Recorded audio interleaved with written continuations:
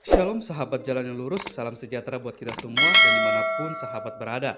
Saya mengucapkan banyak terima kasih kepada semua sahabat yang selalu setia untuk menonton video-video di channel ini dan juga terus mendukung perkembangan channel ini dengan mengklik tombol subscribe, like, komen, dan juga share kepada teman-teman yang lain supaya teman-teman yang lain juga boleh mendapatkan informasi mengenai iman kekristenan. Tuhan Yesus kiranya memberkati kita semua.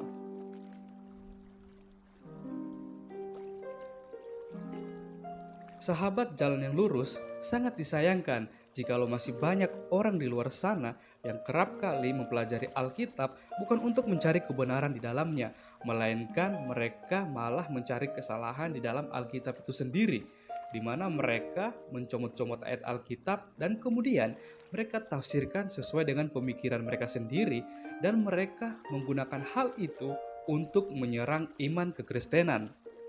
Dan mirisnya, ketika mereka menggunakan hal tersebut untuk menyerang iman kekristenan dan kemudian para apologet Kristen bisa menjawab bahkan mematahkan argumen mereka tersebut, mereka malah kepanasan dan terus ngotot seakan-akan cara mereka mentafsirkan Alkitab itu lebih benar daripada orang Kristen itu sendiri.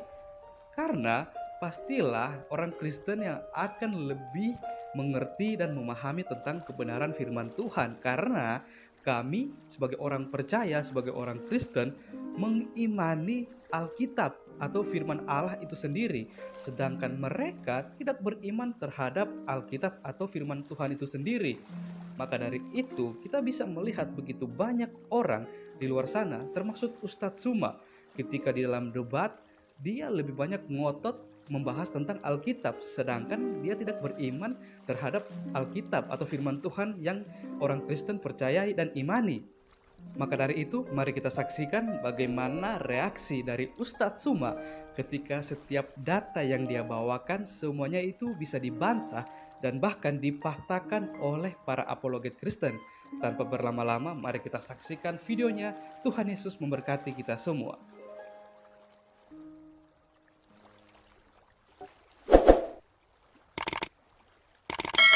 Katakan kalau Yesus itu adalah manusia Tuhan. Oke, kalau yang tadi yang saya diskusikan juga di dalam Filipi pasal 2 tadi, itu bukan manusia Tuhan, itu adalah dewa yang menjadi manusia. Beda. Yang saya maksud di sini sekaligus penyebutannya manusia Tuhan atau anthropos theos gitulah. Apologetik, izin ya. Kemarin kalau kita diskusi kau mengatakan gak ada data, kau jujur gak ada data, selesai. Lebih bagus gitu. Gak ada. Lebih bagus gitu kemarin. Gak ada. Kalau kemarin saya berani mengatakan begini. Apabila misalnya saya kurang teliti dalam membaca Alkitab atau saya tidak ada data yang cukup, misalnya belum saya pelajari maksudnya ya, saya akan bilang kalau itu belum saya pelajari atau belum saya temukan ya, belum saya kaji. Ya. Nah, kalau menurut saudara ini Yesus tidak pernah disebut manusia Tuhan lalu dituhankan, bagaimana ketika ada sosok manusia yang disebut manusia Tuhan selain Yesus? Kan ada juga Bang dalam perjanjian lama kan, misalnya contoh ketika waktu itu Tuhan mengutus Musa, Tuhan mengatakan seperti ini kepada Musa, bukankah aku akan menjadikan abangmu Harun sebagai Allah? Itu kan ada. Bukan begitu. Harun sebagai nabi dan engkau sebagai Tuhan bagi Firaun. Kemudian gitu. juga jangan dibalik. Ya. Terus itu juga, nanti dijawab oleh Yesus ketika Yesus ingin dilempari batu karena orang Yahudi menganggap Yesus menghujat karena dia menyamakan dirinya dengan Elohim. Tapi Yesus mengatakan, bukankah di dalam kitab Tauratmu siapapun yang diperintahkan untuk menyampaikan firman Tuhan maka dia adalah Allah. Kan itu. Nah, sekarang yang saya tanya bukan itu yang saya tanya. Ada nggak manusia yang disebut sebagai manusia Tuhan di dalam Bible? Pernah nggak Yesus disebut sebagai manusia Tuhan? Kalau untuk dua kata itu lalu dipadukan, saya belum dapat ya Bang. Tapi kalau kepada orang lain ada nggak? Manusia disebut manusia sekaligus juga disebut Tuhan. Iya. Yang saya hanya temui ya, itu hanya ada misalnya sekedar disebut sebagai tetapi engkau hai manusia Allah. Nah itu. Dalam 1 Timotius 5 kalau nggak salah kan. ya, ada yang istilahnya 1 Timotius 6. Ya, 1 Timotius 6 ayat 12 atau berapa itu Bang? 11 ya. Dikatakan tetapi hai engkau manusia Allah, jauhilah semuanya itu, kejarlah kasih keadilannya dan seterusnya. Itu kalau istilah kata itu ada. Yesus tidak pernah disandingkan dengan sandingan gelar itu, manusia Jadi maksudnya Allah. man of God Bang, man of God. manusia Ya, Allah. manusia Tuhan itu artinya dia manusia dan juga adalah Tuhan. Hai manusia Tuhan. Apakah seperti itu artinya atau gimana menurut saudara? Kalau yang saya pelajari ya, sekedar yang saya pelajari, kan itulah yang saya katakan sama Bang Suma tadi. Waktu Yesus awalnya kan eksistensinya kan itu kan nggak ada di dunia. Dia kan bersama-sama dengan Allah, yaitu Firman itu. Kemudian dia berubah atau berinkarnasi menjadi manusia. Nah, di dalam tubuh kemanusiaannya ini sebenarnya sesuai dengan surat-surat Rasul Paulus juga dan juga Petrus, mereka mengatakan seperti ini. Pada waktu roh Yesus itu pergi menginjili segala macam roh-roh yang terkurung dalam penjara. Jadi kalau dalam pemahamannya saya, ketika Yesus mati dan ketika dia menginjili roh-roh yang ada dalam penjara, itu membuktikan bahwa pada waktu itu Yesus memang disebut sebagai Tuhan dan juga sebagai manusia. Itu sih Bang yang saya pahami. Oke, baik. Jadi satu-satunya manusia yang digelari manusia Tuhan itu adalah Timotius, anak angkat daripada Paulus, kan gitu. Kita selesai di situ ya. Nah, sekarang mau ndak kita belajar sama-sama nih bahwa Yesus itu bukanlah pencipta langit dan bumi yang berinkarnasi menjadi manusia. Menurut Yesus. Oke. Ya, kita buka di dalam Yohanes 8:42. Itu di situ Yesus mengatakan bahwasanya dia datang ke atas muka bumi ini bukan atas kehendaknya. Lalu atas kehendak siapa? Yohanes 8 ayat 2. Iya.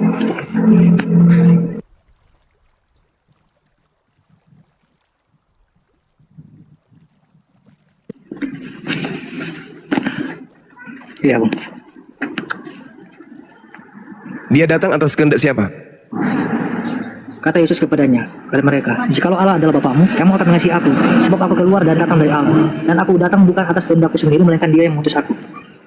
Nah, sebelum Yesus ada di atas muka bumi ini, sebelum bumi ini dicipta, alam semesta ini dicipta, yang berkehendak cuma satu, betul?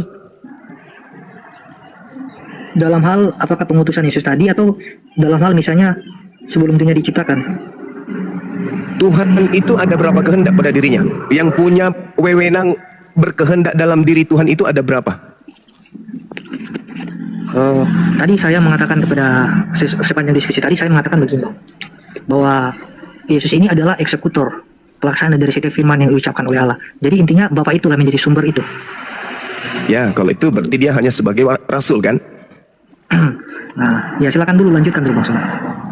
Ya, jadi gini, iman Kristus itu adalah Tuhan sendiri, tapi dipatahkan oleh Yesus dengan perkataan Yohanes 8:42. Aku datang ke atas muka bumi ini menjadi manusia, bukan atas kehendakku, tetapi atas kehendak Dia.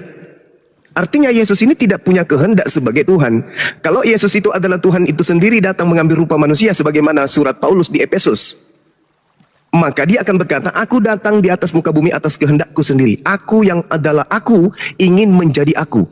Aku yang adalah Tuhan ingin menjadi manusia. Suka-suka gue. Gue kok yang punya kehendak. Gue sekarang jadi manusia seperti apa yang kalian lihat. Karena aku sendiri yang mau. Faktanya enggak. Aku datang ke atas muka bumi ini bukan atas kehendakku. Berarti Yesus pesuruh. Dia hanya kurir. Dia adalah makhluk Tuhan yang disuruh sebagai juru selamat kepada Bani Israel.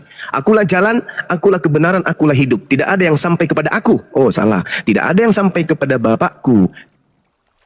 Aku. Berarti dia, menurut dia, dirinya adalah Bapak itu sendiri. Tidak mungkin. Jadi mari kita beragama berdasarkan siapa tokoh yang kita imani, yang kita percayai. Kami Nabi Muhammad menjadi Islam sesuai dengan ucapan, perkataan, instruksi dan keputusan Nabi Muhammad. Harusnya saudara Kristen menjadi Kristen karena keputusan dan ajaran, ketetapan, himbauan, keinginan, instruksi dari Yesus. Jangan yang lain. Hai Yesus, ya paman, kamu datang ke atas muka bumi ini, kok kamu dituhankan? Emang lu Tuhan yang datang ke atas muka bumi? Yesus menjawab, apa lu buta? Apa lu tega? Ada tertulis perkataanku bahwa aku datang di atas muka bumi ini bukan atas kehendakku. Lalu atas kehendak siapa dong? Kan Tuhan itu cuma satu kehendak. Kalau Tuhan itu ada dua kehendak, Tuhan yang satu berkehendak ke barat, Tuhan yang satu kehendak ke timur. Mana yang betul?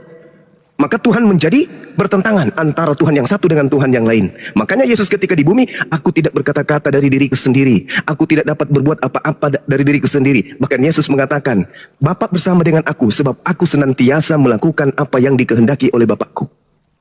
Makanya aku dan Bapak satu. Karena aku tidak pernah ingkar, aku tidak pernah membantah. Apa yang diperintahkan, itu yang kulakukan. Makanya aku dan Bapakku satu. Satu visi, satu misi. Kedatanganku ke bumi ini atas kehendaknya untuk mengajarkan Bani Israel kembali ke markas. Kembali kepada Tuhan. Nah, muncul Kristen beberapa masa kemudian setelah Yesus terangkat ke langit. Yesusnya kemudian dipaksakan menjadi Tuhan. Apa endingnya? Enyahlah daripadaku, kalian semua adalah pembuat kejahatan. Kurang apa lagi imannya orang Kristen? Pendeta pastor mengusir setan, bernubuat, bermukjizat. Kurang apa lagi mereka itu ilmunya? Tapi endingnya apa? Enyahlah daripadaku, kalian semua adalah pembuat kejahatan. Aku tidak mengenal kalian. Kenapa? Karena Kristen mengajarkan pengajaran yang berbeda dengan ajaran Yesus. Aku datang bukan atas kehendakku sendiri. Selesai kita. Tapi adik apologet ini menghendaki Yesus Tuhan. Tapi Yesus menghendaki enggak? Enggak. Gimana dong? Yang mana yang harus kami percaya sebagai Muslim? Orang-orang Kristen kah? Atau percaya kepada Yesus? Itu dulu pertanyaannya. Dan satu bahan pemikiran buat saudara. Anda masih muda. Tuhan itu maha kuasa. Ada dua pasal. Pasal pertama, Tuhan berkuasa menciptakan Yesus menjadi manusia. Lahir tanpa ayah. Pasal kedua, Tuhan berkuasa menciptakan dirinya menjadi manusia. Mana yang betul? Yang betul yang mana? Tuhan berkuasa, Tuhan yang maha kuasa ini berkuasa menciptakan dirinya menjadi makhluk berupa manusia. Atau pasal yang pertama tadi, Tuhan maha kuasa berkuasa menciptakan ciptaannya, makhluknya, hambanya, utusannya, rasulnya lahir tanpa ayah. Yang mana yang betul? Pasal pertama apa pasal kedua? Kalau saya jawab Bang bisa kedua-duanya. Oh, nggak bisa dong. Nggak bisa dong. Kalau habis ini ada tanggapi. Kalau Anda mengatakan bisa kedua-duanya, berarti Tuhan yang maha kuasa berkuasa menciptakan dirinya menjadi manusia yang tidak berkuasa. Kalau itu terjadi, maka Tuhan lebih berkuasa menciptakan Tuhan yang juga berkuasa. Itu lebih rasional. Tuhan menciptakan Tuhan baru yang juga sama kuasanya, daripada dia menciptakan dirinya menjadi tidak maha kuasa. Aku tidak dapat berbuat apa-apa dari diriku sendiri. Ini mah bukan Tuhan. Kembali ke pasal yang pertama, Tuhan berkuasa menciptakan ciptaannya lahir tanpa ayah. Itu lebih pas. Kalaupun Tuhan ingin menciptakan pribadi baru, Tuhan ingin menjadikan dirinya menjadi makhluk, maka itu lebih baik Tuhan menciptakan Tuhan baru yang setara, yang sepadan dengan dirinya turun ke bumi. Nah, sekarang permasalahan Tuhan itu dua. Sampai-sampai ada Tuhan kembar. Tuhan yang pertama menciptakan Tuhan baru yang kembar dengan dirinya. Maka larilah kita kepada pengajaran apa? Animisme, polytheism, banyak Tuhan. Padahal Yesus memberikan hadiah. Yohanes 17 nomor 3. Hidup kekal itu adalah mereka mengenal engkau satu-satunya. Kalau satu-satunya jangan mimpi jadi dua, apalagi tiga. Kata siapa? Kata Yesus. Nah, alhamdulillah kami Muslim lebih percaya kepada Yesus daripada Kristen sendiri. Demikian. Silakan. Oke. Tadi Bang semua mengatakan kan, lebih manakah yang bisa dipercayai? Apakah pasal pertama atau pasal kedua? Saya menjawab kedua-duanya. Nah, jadi kalau misalnya Tuhan itu maha kuasa, berarti dong justru dia tidak pernah menjadi maha kuasa, karena justru dia sudah menjadi manusia dan tidak bisa berbuat apa-apa. Nah, oke, kalau itu pemikiran Bang Suma nggak apa-apa begitu. Tapi saya punya pemikiran begini Bang. Kalau yang misalnya yang tadinya dia bisa menjadi manusia, itu saya akan katakan dia maha kuasa. Karena kalau bicara maha kuasa, dia bisa menjadi apa saja. Nah, bagaimana ketika dia sudah menjadi manusia? Apakah kemahakuasaannya ini hilang seketika? Tentu saja tidak. Karena berdasarkan dengan catatan Alkitab, ketika Yesus mati, saya kan mengatakan dari awal tadi kan, ada pernyataan dari para rasul-rasul, ketika Yesus mati, Yesus itu pergi menginjili orang-orang yang sudah mati, yang ada di dalam alam kubur, alam maut ya. Kemudian setelah itu dia bangkit pada hari ketiga, dan setelah itu dia mengenakan tubuh yang sama yang sebelumnya itu. Nah, dari indikasi ini saya menyimpulkan bahwa ternyata yang fana itu adalah tubuh yang dikenakannya, sedangkan sifatnya atau rohnya sebagai Tuhan itu tidak pernah fana. Jadi dari sini saya meyakini bahwa Yesus itu bukan berarti menjadi manusia lalu seketika itu hilang ke manusia, hilang ketuhanannya, tidak seperti itu. Nah, kalau juga Bang Suma mengatakan tadi kan kepada saya bahwa pertama Yesus berkata dalam Yohanes 5 ayat 30, aku tidak dapat berbuat apa-apa dari diriku sendiri. Aku menghakimi sesuai dengan apa yang aku dengar, dan penghakimanku adil sebab aku tidak menuruti kehendakku sendiri, melainkan kehendak Dia yang mengutus aku. Saya membenarkan Bang kalau Yesus itu adalah utusan. Karena kalau bicara eksistensi, Yesus berasal dari surga kan. Kemudian Yesus itu melaksanakan apa yang diperintahkan oleh Bapa kepadanya. Nah, patutlah kita menyebut itu sebagai utusan karena memang itu benar. Tetapi Bang, yang saya juga mau narasikan di sini adalah utusan yang dimaksudkan kepada Yesus itu merupakan utusan yang beda banget sama nabi-nabi yang sebelum Yesus. kalau dari segi mujizat banyak kok nabi-nabi yang mengadakan mujizat dari nabi-nabi yang lain. Kalau dalam hal mujizat ada nabi-nabi juga. Bahkan mungkin kalau bisa dikatakan ya, ada yang nabi yang lebih hebat daripada Yesus yang diizinkan oleh Tuhan untuk membuat mujizat. Misalnya contoh Musa dan lain sebagainya lah. Nah, oke, saya mengerti mengenai tentang hal mujizat ini. Tetapi Bang, kalau kita melihat keberadaan atau eksistensi dari Yesus, Yesus ini beda Bang. Tidak pernah ada satupun di dalam Alkitab mengenai tentang penghakiman ya, dalam Yohanes 5 Bang, ayat 19 dan yang seterusnya. Kalau disebut sebagai hakim, ada nabi-nabi tertentu atau dalam kitab perjanjian lama ya, orang-orang Israel itu memiliki misalnya hakim-hakim, kemudian ada imam, ada nabi ya. Nah, tugas dari misalnya hakim-hakim ini, mereka ini yang memerintahkan orang-orang Israel, misalnya kalau atau menyuruh orang Israel untuk melaksanakan konstruksi dari Tuhan. Nah, itu dia. Tetapi kalau berbicara tentang hakim yang diberikan kepada Yesus, walaupun tadinya Bang Suma mengimani dia hanya sekedar utusan, dan saya juga mengakui dia itu utusan, tetapi ada perbedaannya juga di sini Bang. Perbedaannya adalah gini Bang. Di dalam Yohanes pasal 5, Yesus mengatakan seperti ini. 26. Sama seperti Bapa mempunyai hidup dalam dirinya sendiri, demikian juga diberikannya anak mempunyai hidup dalam dirinya sendiri, dan ia telah memberikan kuasa kepadanya untuk menghakimi, karena ia adalah anak manusia. Janganlah kamu heran akan hal itu, sebab saatnya akan tiba, bahwa semua orang yang dalam kuburan akan mendengar suaranya, dan mereka yang telah berbuat baik akan keluar dan bangkit untuk hidup yang kekal, tetapi mereka yang telah berbuat jahat akan bangkit untuk dihukum. Nah, kalau dalam pemahaman saya Bang, sebenarnya gini, bahkan juga Bang Suma percaya kan, kalau satu-satunya hakim yang adil itu cuma Allah Subhanahu Wa Taala. Bang Suma percaya nggak? Iya. Ya, kita sepakat dulu mengenai soal ini ya. Saya bersepakat juga kalau dikatakan bahwa Tuhan itu adalah satu-satunya hakim. Nah, tetapi kalau kita hanya sebatas melihat Yesus ini adalah seorang nabi biasa dan mengatakan bahwa dia sama seperti nabi-nabi yang sebelum dia, itu sebenarnya adalah suatu kesalahan menurut saya ya. Karena jelas ada pembeda Bang. Yang oke lah, sebelum saya lanjut saya mengatakan dulu seperti ini Bang. Oke lah, di sini saya belum mengatakan bahwa Yesus ini adalah Tuhan. Jadi catat ya Bang. Oke lah, saya sepakat saya belum mengatakan bahwa dia itu Tuhan. Jadi saya mengulang ya, saya belum mengatakan di sini dia adalah Tuhan yang pertama dulu. Nah, tetapi kalau ketika kita melihat dalam catatan Yohanes pasal 5 ini, ayat 26, 27, 28, seharusnya kalau Bang Suma juga sepakat bahwa Tuhan satu-satunya hakim yang akan menghakimi manusia, kenapa Yesus yang adalah manusia atau hanya utusan sebagai manusia biasa, kenapa dia memegang otoritas ini? Kenapa dia dipercayakan? Bahkan kan Bang, kalau kita berbicara mengenai tentang penghakiman di akhirnya nanti Bang, jelas-jelas kalau Yesus hanya sebagai utusan atau manusia biasa, tentunya Yesus pun akan dihakimi juga Bang. Yesus akan termasuk dalam orang yang akan dihakimi, bukan dia yang menghakimi, melainkan Tuhan akan menghakimi Yesus. Kalau seandainya konsepnya Yesus adalah manusia biasa, sama halnya juga dengan nabi-nabi yang sebelum Yesus. Tetapi yang menjadi pertanyaan terbesar saya di sini, kenapa Yesus menjadi hakim, bahkan menghakimi orang-orang yang sudah mati Bang? Ini pertanyaan saya. Oke lah, saya mengakui dia utusan Bang, tetapi ketika dikatakan dia hanya sekedar utusan, sama halnya dengan nabi-nabi lain, itu saya nggak terima Bang. Jadi saya mau mengarahkan pemikiran Bang Suma kepada hal ini. Kenapa sampai-sampai Yesus memegang gelar sebagai hakim ini? Kenapa Tuhan begitu mempercayakan segala sesuatu yang sebenarnya ini adalah tugas dari Tuhan sendiri, dan sebenarnya tidak patut bagi manusia mengambil tugas ini, karena manusia pun adalah makhluk yang lemah dan juga berdosa, sama halnya dengan nabi-nabi sebelumnya. Nah itu Bang.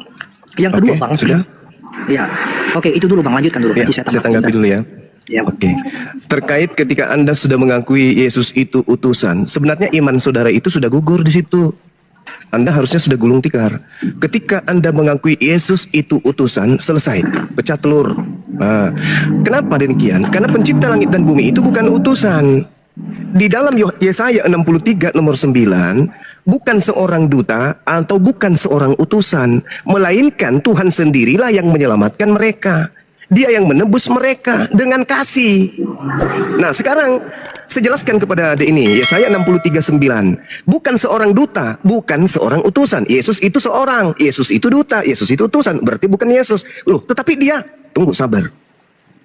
Di dalam Kisah Para Rasul 2 nomor 22, orang Israel harus tahu yang kumaksud adalah Yesus, yaitu orang yang dari Nazaret, yang ditentukan oleh Tuhan untuk melakukan mujizat-mujizat yang dilakukan oleh Allah melalui perantaraan Yesus. Saya ulang, yang dilakukan oleh Allah melalui perantaraan Yesus. Kembali Yesaya 63 nomor 9. Bukan Yesus dan bukan utusan, melainkan aku sendirilah yang menyelamatkan manusia melalui Yesus, melalui Musa, melalui Daud, melalui Harun, melalui Salomo. Itu satu. Yang kedua, ketika Anda bangga Yesus itu dari surga, baca 1 Korintus 15:48. Apa itu? Makhluk-makhluk surga sama seperti Yesus yang datang dari surga. Gugur, pecah telur dua. Gugur lagi kan? Nah, kemudian ketika Anda mencoba mengambil sebagai seorang Kristen, mengambil data bahwa Yesus masuk ke dalam kubur penginjilan. Ingat.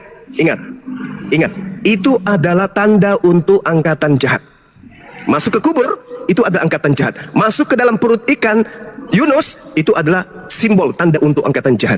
Coba Anda lihat di dalam Matius 12. Angkatan jahat ini, angkatan tidak setia ini, minta satu tanda, dan tidak akan diberikan satu tanda apapun kecuali tanda Yunus, sebab 3 hari 3 malam Yunus dalam perut bumi ikan, demikian juga anak manusia 3 hari 3 malam dalam perut bumi. Itu untuk siapa? Untuk angkatan jahat.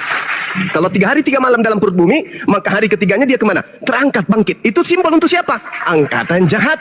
Anda sedang mengimani angkatan jahat. Ingat, oknum yang masuk ke alam kubur itu adalah Lucifer, Helal bin Zakar. Yesaya 14 nomor 15. Akan tetapi ke dunia orang mati akan kuturunkan engkau, ke liang kubur yang paling dalam aku masukkan engkau. Jadi yang dimasukkan ke alam kubur itu adalah Helal bin Zakar, Lucifer, iblis.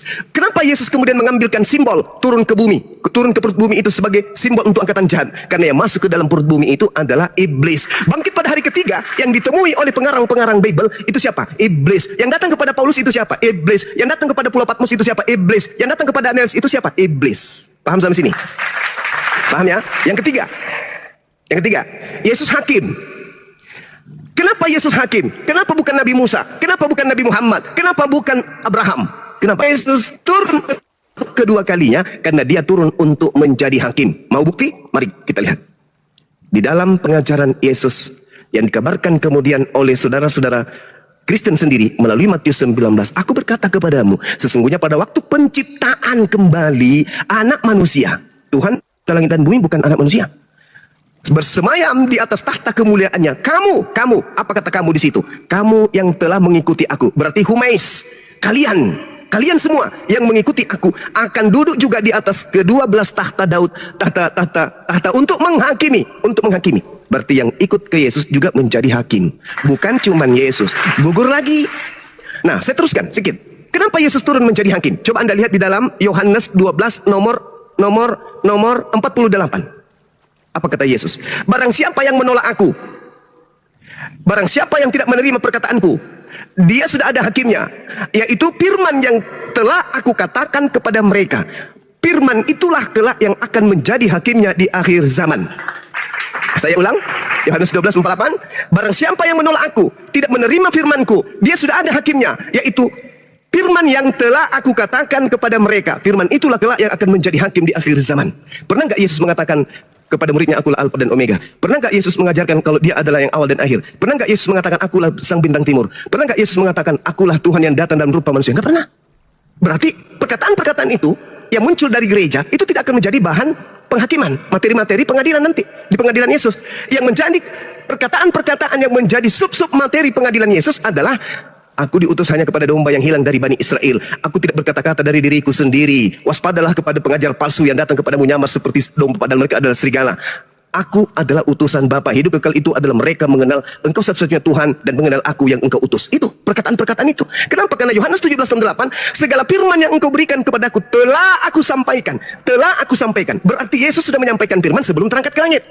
Tidak ada lagi firman ke Lukas, ke Markus, Matius, Paulus, tak ada lagi. Sudah selesai semua. Berarti yang ditulis Markus, Matius ini dan juga Paulus ini firman dari mana? Firman dari makhluk yang adalah roh halus yang mengaku Yesus yang tadi yang masuk ke alam kubur dan keluar pada hari ketiga dan dituhankan oleh orang Kristen. Firman dari sanalah. Makanya ketika Yesus yang asli datang menghakimi, muncul juga Kristen-Kristen pengikut Yesus palsu. Mereka berkata, Tuhan, bukankah kami telah bernubuat pakai namamu, bermujizat pakai namamu, mengusir setan pakai namamu? Apa kata Yesus yang asli? Pada saat itulah aku akan berterus terang kepada mereka Kristen, enyahlah daripadaku, kalian semua adalah pembuat kejahatan. Sungguh aku tidak mengenal kalian. Sakit nggak digituin sama Yesus? Sakit. Kenapa? Karena Kristen hari ini bukan pengikut Yesus Almasih, Yesus Kristus. Kristen hari ini adalah pengikut Helal bin Zakar yang datang bangkit pada hari ketiga, yang dituhankan kemudian oleh orang Kristen. Coba lihat nih, kalau saya tanya adik, pasti adik ini klepek-klepek. Markus 16 nomor 12. Penulisnya mengatakan begini, lalu Yesus menampakkan diri kepada kedua orang tersebut dalam rupa yang lain. Pertanyaan saya, dari mana Markus tahu kalau itu adalah Yesus dalam rupa yang lain? Itu adalah orang yang lain yang datang kepada orang-orang setelah Yesus terangkat ke langit. Karena dia mukanya tidak sama dengan muka Yesus asli, maka ditambah dalam bentuk rupa yang lain. Padahal Yesus berpesan di dalam Lukas 21 nomor 8, waspadalah kepada penyesat yang datang kepadamu dengan memakai nama Yesus dan berkata, akulah Yesus, waktunya sudah dekat, jangan kamu percaya. Makanya Yahudi masih Yahudi hari ini. Kristen berbeda. Semakin hari semakin jauh menyimpang ke kiri. Yahudi masih tetap ada. Kenapa? Karena mereka tidak percaya kepada makhluk halus yang datang mengaku sebagai Yesus. Jangankan makhluk halus yang datang mengaku sebagai Yesus. Yesus asli saja datang kepada mereka. Mereka nggak percaya. Apalagi yang hanya suara dan hanya cahaya. Akulah Yesus yang kau aniaya. Cemen boy. Kamu tidak dipercaya. Yesus asli aja yang datang ke Israel nggak dipercaya. Apalagi cuma makhluk. Sayangnya Kristen percaya kepada makhluk halus tersebut. Sehingga ada ini, apologet siapa ini? Apologet muda ya. Sehingga ada ini menyatukan antara Yesus yang datang ke tengah-tengah Bani Israel dan Yesus yang datang di Pulau Patmos. Akulah sang bintang timur gilang gemilang. Padahal bintang timur itu adalah Helal bin Zakar yang tertulis di Yesaya 14 nomor 12 sampai nomor 16. Kristen kalau ditanya, kenapa itu Yesus kau tuhankan? Karena Yesus itu 100% manusia. Itu berarti Kristen sedang otak kecilnya bekerja. Dia sedang mengutarakan Yesus ketika menjadi nabi di tengah-tengah Bani Israel. Itu yang asli.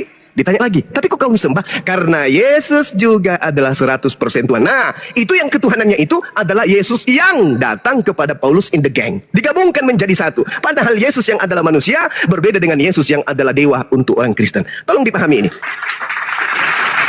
Jadi kemanapun arah narasi yang Adinda bangun, itu akan ditabrak oleh ajaran Yesus. Tidak ada itu. Tidak ada itu Yesus datang menjadi manusia, menjadi Tuhan. Tidak ada. Bahkan kalau Anda cerdas nih, terakhir ya 10 detik. Anda lihat di dalam 2 Yohanes 1 nomor 7. 1 Yohanes 2 nomor 7. Siapakah penyesat itu? Bukankah dia yang pergi ke seluruh dunia, yang tidak mengaku Yesus datang sebagai manusia? Kalau Anda mengaku Yesus datang sebagai manusia, maka Anda tidak akan pernah mengatakan, dan Yesus juga adalah Tuhan. Kenapa? Karena kalau Anda keluar dari konsep kemanusiaan Yesus, maka Anda jatuh kepada antikristus. Barang siapa yang mengatakan Yesus Tuhan, barang siapa yang mengatakan Yesus bukan manusia, maka dia adalah antikristus. Makanya diusir. Begitu Bung, silakan. Mohon maaf kepanjangan, silakan. Ya, terima kasih Bang. Tadi saya sedikit tanggapi ada beberapa hal ya Abang sampaikan tadi. Abang mengatakan bahwa yang pertama mengenai tentang hakim ya. Jadi tidak mungkin ada seorang yang menjadi hakim tanpa ada yang disebut sebagai terdakwa di sini. Itu yang pertama. Nah, apakah narasi ini Abang memaknainya sebagai karena orang-orang Kristen itu menganggap bahwa Yesus itu Tuhan, makanya justru kedatangan Yesus diizinkan menjadi hakim, justru menghakimi orang-orang Kristen karena telah menganggap Yesus sebagai Tuhan. Nah, itu yang pertama kan tadi Abang sampaikan. Kalau memang benar seperti itu narasinya, saya akan membantahnya begini Bang. Di dalam Yesus mengatakan bahwa bukankah kami telah bernubuat demi namamu, bukankah kami telah mengusir setan demi namamu. Jadi di sini Yesus sudah mengatakan bahwa inilah kamu sekalian pembuat kejahatan. Nah, bahkan ada juga satu dalil yang Yesus katakan seperti ini. Apabila hidup keagamaanmu tidak lebih benar daripada orang-orang Yahudi dan orang ahli Taurat, sesungguhnya kamu tidak akan masuk ke dalam kerajaan surga. Jadi sebenarnya begini, kalau kita melihat ya penjelasan Yesus di sini, Yesus tidak pernah mengatakan oleh karena sebab orang Kristen mengatakan Yesus itu adalah Tuhan, maka berakibat mereka itu diusir atau tidak diselamatkan. Bukan begitu Bang pengertiannya di sini. Pengertiannya adalah ketika Yesus tadi mengatakan jikalau hidupmu tidak lebih benar daripada hidup agama orang Yahudi, kamu tidak akan masuk ke dalam kerajaan surga. Artinya apa di sini? Kalau kita melihat kelakuan atau sifat-sifat dari orang-orang Yahudi ini, mereka ini suka-suka mencari-cari kesalahan orang. Kalau kita membaca seluruh rangkaian cerita dalam Alkitab, ada begitu banyak hal yang terjadi dan tidak pernah ada orang Yahudi dan tidak pernah ada orang maksudnya gini, dan tidak pernah ada orang-orang Yahudi yang tidak ada di situ. Pasti semua ada di situ. Mereka ini adalah orang-orang yang setiap kali ada masalah selalu ada di situ. Jadi makanya Yesus memakaikan suatu nasihat ya kepada murid-muridnya. Jikalau hidup keagamaan tidak lebih benar daripada mereka, maka sesungguhnya kamu tidak akan masuk dalam kerajaan surga. Itu sudah jelas-jelas dikatakan kepada murid-muridnya. Nah, tadi kan Abang juga menarasikan bahwa murid-murid Yesus ini adalah orang-orang yang akan menjadi hakim, duduk bersama-sama di atas tata bersama-sama dengan Yesus. Kalau semisalnya Bang, nasihat ini yang dikatakan Yesus tadi kepada murid-muridnya, hidup mereka tidak lebih benar daripada orang-orang Yahudi, otomatis jelas mereka nggak akan pernah masuk surga Bang, karena sesuai dengan penjelasan dalil yang Yesus katakan tadi tersendiri. Nah, tapi buktinya apa? Buktinya mereka kan duduk di atas tata. Berarti gini Bang, yang ditekankan Yesus adalah mengenai tentang pola hidup, perilaku orang-orang yang mengaku dirinya sebagai yang membawa ajaran Musa atau Taurat, tetapi tidak berlaku senonoh di hadapan orang-orang, suka mencari kepentingan diri sendiri. Mereka itulah adalah orang-orang yang ditolak. Makanya juga dikatakan kan, kamu telah bernubuat, kami telah mengusir setan demi namamu. Kemudian Yesus melanjutkan, kenyala daripada aku, kamu sekalian pembuat kejahatan. Jadi di sini yang ditolak itu bukan tentang karena ada orang-orang yang mengaku Yesus sebagai Tuhan, bukan. Tetapi yang ditolak sini adalah perilaku orang-orang yang walaupun menyebut diri mereka Kristen, tetapi pola hidup mereka tidak sesuai dengan apa yang Yesus katakan, maka mereka itu adalah orang-orang yang akan ditolak. Jadi dalam pemahaman Kristen, Bang, kami tidak hanya sekedar beriman bahwa kami sudah diselamatkan terus otomatis kami langsung masuk ke surga. Nggak begitu konsepnya, Bang. Rasul Paulus mengatakan bahwa kerjakanlah keselamatanmu dengan takut dan gentar. Berarti ketika kita sudah menerima anugerah atau keselamatan, kita patut mengerjakan keselamatan itu. Karena sesungguhnya konsep keselamatan berarti adalah suatu kesempatan yang diberikan oleh Tuhan bagi manusia dalam membenahi hidupnya sehari-hari. Itu yang kami pahami, Bang. Jadi nggak sekedar hanya kami orang Kristen ketika sudah percaya Yesus, ketika sudah ditebus dosanya maka masuk surga, bukan seperti itu. Nah, saya juga menanggapi begini, Bang, ya. Kalau Abang tadi mengatakan bahwa misalnya murid-murid pun itu kan sama juga duduk di atas tata bersama Yesus, berarti gugur dong argumentasi saya bahwa Yesus sebagai satu-satunya hakim. Nggak begitu, Bang. Jadi begini, ketika dikatakan dalam Yohanes 5 tadi, Yesus ini akan menghakimi mereka yang hidup dan yang mati. Jadi di sini tidak hanya terdapat tidak ditujukan kepada kalangan-kalangan tertentu aja, Bang. Jadi ini berbicara secara universal. Coba kita lihat ya di dalam Yohanes 5 tadi, saya bacakan dulu dalilnya. Ayat 28. Janganlah kamu heran akan hal itu, sebab saatnya akan tiba bahwa semua orang dalam kuburan akan dengar suaranya, dan mereka yang telah berbuat baik akan keluar dan bangkit untuk hidup kekal, tetapi mereka yang telah berbuat jahat akan bangkit untuk dihukum. Nah, ada dua, Bang, penghakiman kepada orang yang jahat dan orang yang baik. Tentu tidak hanya segelintir orang yang Abang masukkan tadi, apalagi kalau kalau misalnya, Bang, Abang memasukkan itu untuk kalangan Kristen, orang-orang Kristen yang menguangkan Yesus sebagai Tuhan, itu sebenarnya salah besar, Bang. Karena di sini apa dikatakan? Bahwa orang-orang yang hidup, yang berbuat jahat akan bangkit untuk dihukum, sedangkan yang berbuat baik akan bangkit untuk memperoleh hidup kekal atau diselamatkan. Jadi tujuan Yesus menjadi hakim di sini tidak hanya sekedar sesuai dengan yang Abang tuduhkan tadi ya. Oleh karena ada orang Kristen yang menjadikan dia Tuhan, kemudian dia berperan sebagai hakim. Tidak seperti itu, Bang. Tetapi yang disebutkan hakim kepada dia adalah untuk semua manusia, baik dari Islam, Kristen, Hindu, Buddha dan sebagainya. Setiap orang yang mati dan kemudian berperilaku baik dan yang buruk, mereka itu akan dihakimi menurut perbuatan mereka masing-masing, Bang. Jadi dari sudut pandang ini, Bang, silakan Abang jawab, Bang. Kira-kira Yesus ini siapa kalau dia misalnya hanya sekedar nabi biasa? Nah, baru Abang juga mengatakan tadi kepada saya mengenai tentang Yesus disebut sebagai orang yang telah matikan tadi. Kemudian dia itu masuk ke dalam kubur. Kemudian yang dipercaya oleh orang Kristen 3 hari 3 malam. Ini adalah tanda angkatan-angkatan yang sesat yang Abang katakan tadi kalau tidak salah ya. Nah, itu pertanda angkatan jahatnya. Mengapa Yesus mencontohkan atau menganalogikan kematiannya sama halnya dengan Yunus yang ada di dalam perut ikan? Kenapa? Karena yang Yesus ambil poin yang terpenting adalah begini, Bang.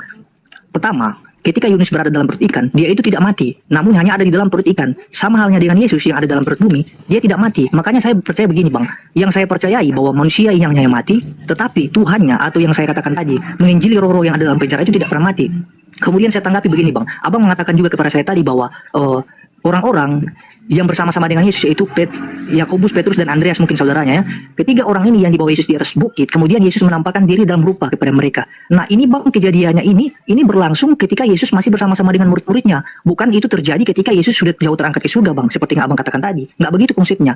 Nah, baru Abang menanyakan dari mana Markus mengetahui kalau Yesus benar-benar menampakkan diri kepada murid-muridnya. Nah, itu yang Abang tanyakan kan tadi. Jadi saya memakai dalilnya begini, Bang, ya. Di dalam murid-murid Yesus ini, Bang, kita hanya percaya bahwa 12 murid saja, bahkan ada 120 murid, bahkan ada banyak murid-murid ya, walaupun yang lain itu sudah mengundurkan diri. Tetapi kalau yang disebut Markus ini siapa sih? Markus ini adalah disebut juga Yohanes ya. Dia ini adalah murid dari Barnabas, teman sekerja Paulus ya.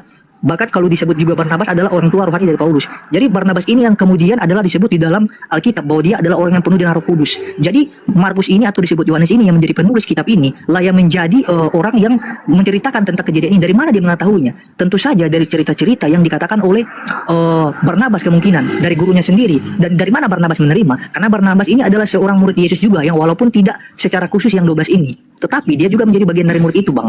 Nah, jadi kalau menurut saya dia mendapatkan informasi dari mana? Informasi dari murid-murid yang lain. Karena yang bekerja itu, Bang, itu bukan cuma sekedar 12 murid, tetapi ada murid-murid lain juga yang memberitakan firman Tuhan. Walaupun dijelaskan tidak secara spesifik ya seperti halnya 12 murid ini dalam pemberitaan Injil mereka. Nah, kalau misalnya juga Abang tadi mengatakan kepada saya mengenai tentang antikris ya, bahwa orang-orang yang mengatakan bahwa Yesus itu adalah manusia, yang tidak mengakui Yesus sebagai manusia, mereka itu adalah antikris. Kenapa ayat itu mengatakan seperti itu? Jelaslah. Karena begini, di dalam pemahaman Kristen kami percaya kok bahwa Tuhan itu datang dalam rupa manusia. Kami percaya. Kenapa kami mempercayai seperti itu?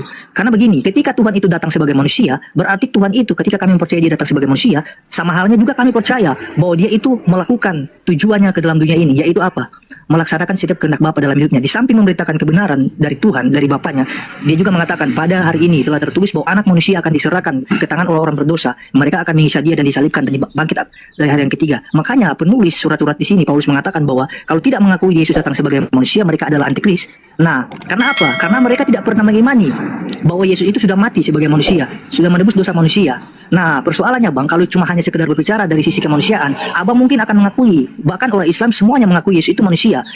Tetapi yang menjadi perbedaannya sini adalah orang Islam tidak pernah mengakui bahwa ketika Yesus datang sebagai manusia, orang Islam tidak pernah mengakui bahwa dia itu bertujuan untuk mati di atas kayu salib, kemudian bangkit dan memperdamaikan dosa manusia di hadapan Allah. Itu yang tidak pernah diakui oleh para orang Islam, Bang. Nah, kemudian juga Abang tadi mengatakan di dalam kitab Yesaya ya, Yesaya 14 ayat 12, "Wa engkau bintang timur putar fajar, engkau telah jatuh," kan dia berkata seperti itu di dalam ayat itu. Nah, dimaksudkan putra fajar di sini itu tidak ada penafsiran yang memang benar-benar menunjukkan apakah bintang timur atau putra fajar ini dimaksudkan kepada Lucifer. Tidak pernah ada Bang penafsiran yang tepat mengenai tentang ini. Bahkan ini menurut saya masih ambigu Bang. Kalau sekiranya memang ada narasi-narasi dari pihak kekristenan sendiri yang mengatakan bahwa Yesaya 14 ayat 12 ini adalah Lucifer, dia adalah seorang malaikat yang jatuh ke bumi, itu penafsiran yang masih ambigu Bang. Belum terbukti kebenarannya apakah ini Lucifer. Tetapi gelar-gelar yang dikatakan kepada Yesus misalnya putra fajar ini, bintang gilang gemilang, ini udah jelas Bang. Nah, yang masih kontradiksi ini dalam Yesaya 14 ini, ayat 12 ini, kita nggak bisa tahu ya referensinya yang benar ini dari mana sebenarnya. Karena ini bentuk interpretasi yang masih belum akurat Bang. Itu kalau dari saya tanggapi soal ini. Nah, menyangkut juga ya yang Bang Suma katakan tadi. Itu ditambahkan oleh misalnya kaum Kristen ya, itu pengajaran-pengajaran palsu dari kekristenan. Kalau seandainya Bang Suma mengatakan pengajaran itu palsu dari kekristenan, saya minta Bang buktinya sekarang. Tunjukkan misalnya salah satu bukti yang mengatakan bahwa apa yang tertera dalam Alkitab itu, misalnya pengakuan-pengakuan dari rasul-rasul dan lain sebagainya, seperti yang Bang Suma tuduhkan tadi. Kalau itu palsu, saya mau minta di mana aslinya Bang? Dan dari tahun berapa itu misalnya diubah? Itu pertanyaan saya, seperti yang teman-teman Kristen lainnya tanyakan juga kepada kaum muslim. Itu dulu Bang dari saya, silakan. Oke, jadi ini bias ya kemana-mana. Kita kerucutkan aja permasalahan. Jadi gini, terkait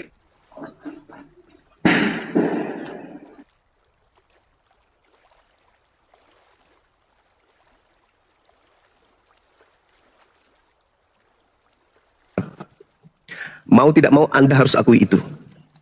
Yesus datang di tengah-tengah Bani Israel. Datang sebagai apa? Sebagai utusan. Sebagai Mesias. Menurut siapa? Menurut Yesus dong.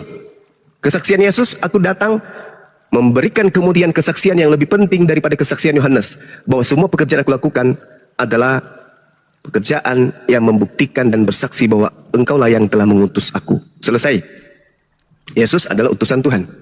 Nah, kemudian Anda mengatakan semua Kristen percaya Yesus datang sebagai manusia. Kami juga umat Islam percaya Yesus datang sebagai manusia. Bedanya kami dengan Kristen, kami bukan pembohong, kami bukan penyesat, kami bukan penipu. Yang penipu itu lain di mulut, lain di praktek. Mulut Anda mengatakan Yesus datang sebagai apa? Sebagai apa? Sebagai manusia. Prakteknya di gereja, Yesus sebagai Tuhan. Munafik, pembohong, pendusta, penyesat. Makanya dikatakan di dalam kitab saudara, siapakah Planos itu? Planos artinya pembohong, penipu, penyesat. Bukankah dia yang pergi ke seluruh dunia, yang tidak mengaku Yesus datang sebagai manusia? Itulah pendusta itu, itulah antikristus itu. Pembohong, lain di mulut, lain di praktek. Mulutnya mengatakan cinta, prakteknya benci. Mulutnya mengatakan manusia, prakteknya Tuhan. Pembohong, penipu. Maka antikristus itu jelas adalah Kristen. Karena dia adalah antikristus, segala upaya dilakukan supaya Yesus ini menjadi Tuhan. Nah, sekarang berbicara mengenai angkatan jahat, kita kerucutkan ke situ. Kenapa Yesus menghubungkan angkatan jahat dengan kebangkitan pada hari ketiga? Kalau Anda mengatakan di dalam Yesaya 14 tidak ada Lucifer, Anda bohong atau Anda belum belajar. Yang punya kitab orang Yahudi. Siapa ya orang Yahudi ini? Mereka yang memahami Yesaya 14. Anda bukan pemilik kitab. Di situ mereka menganggap ini adalah iblis, Satan, Lucifer. Coba Anda versi KJP, buka. Lucifer. Yang ingin menyamai Tuhan itu siapa? Iblis kan? Jadi jangan nutup mata. Jadi yang dimaksud Yesaya 14 itu adalah iblis yang turun ke dunia orang mati. Kenapa Yesus memberikan itu sebagai simbol angkatan jahat? Ya namanya kejahatan. Kejahatan simbol iblis. Saya uraikan singkat. Penyaliban terhadap Yesus ini Apakah itu diizinkan oleh Tuhan? Tidak. Siapa yang memprakarsai kemudian penyaliban? Iblis. Bisa tidak Yesus itu disentuh oleh iblis? Tidak. Bisakah Yesus itu dicelakai oleh iblis? Tidak. Ada pengakuan Yesus? Ada. Tertulis di mana? Di Yohanes 14 nomor 30. Tidak banyak lagi aku berkata-kata dengan kamu, sebab penguasa dunia ini datang dan ia tidak berkuasa sedikit pun atas diriku. Penguasa dunia ini datang. Siapa itu? Iblis. Apakah iblis berkuasa atas diri Yesus? Tidak. Kalau tidak berkuasa, berarti Yesus gagal disalib. Ingat, Yesus dikhianati. Yesus dibuatkan kesaksian palsu. Yesus dibuatkan tipu muslihat. Apakah berhasil? Kata Yesus, tidak. Iblis tidak akan pernah sedikit pun berkuasa atasku. Berarti yang disalib ini siapa? Yang turun ke dalam kubur ini siapa? Menurut Paulus, orang terkutuk. Menurut Musa, orang terkutuk. Ulangan 21, nomor 22, nomor 23. Apabila engkau menghukum orang yang melakukan dosa yang sepadan dengan hukuman mati, jangan kau biarkan mayatnya semalam-malaman. Sebab siapa yang dikutuk oleh Tuhan Elohim, jangan kau biarkan mayatnya menyentuh tanah yang diwariskan kepadamu. Jadi yang digantung di atas salib ini siapa? Orang terkutuk. Yesus. Kok bisa? Kok bisa Yesus terkutuk? Apa alasannya? Apa dosanya Yesus sampai dia terkutuk? Enggak mungkin. Yesus mengatakan, iblis sedikit pun tidak berkuasa atas diriku. Berarti yang turun ke kubur dan yang keluar dari kubur dan yang engkau tuhankan hari ini itu adalah iblis. Angkatan jahat. Angkatan jahat. Angkatan jahat. Anda mengaminkan angkatan jahat. Bagaimana dengan murid-murid Yesus? Anda lihat di dalam Markus 24 nomor 9, nomor 10, nomor 11. Anda baca. Di dalam Lukas 24 nomor 9, nomor 10, nomor 11. Anda baca.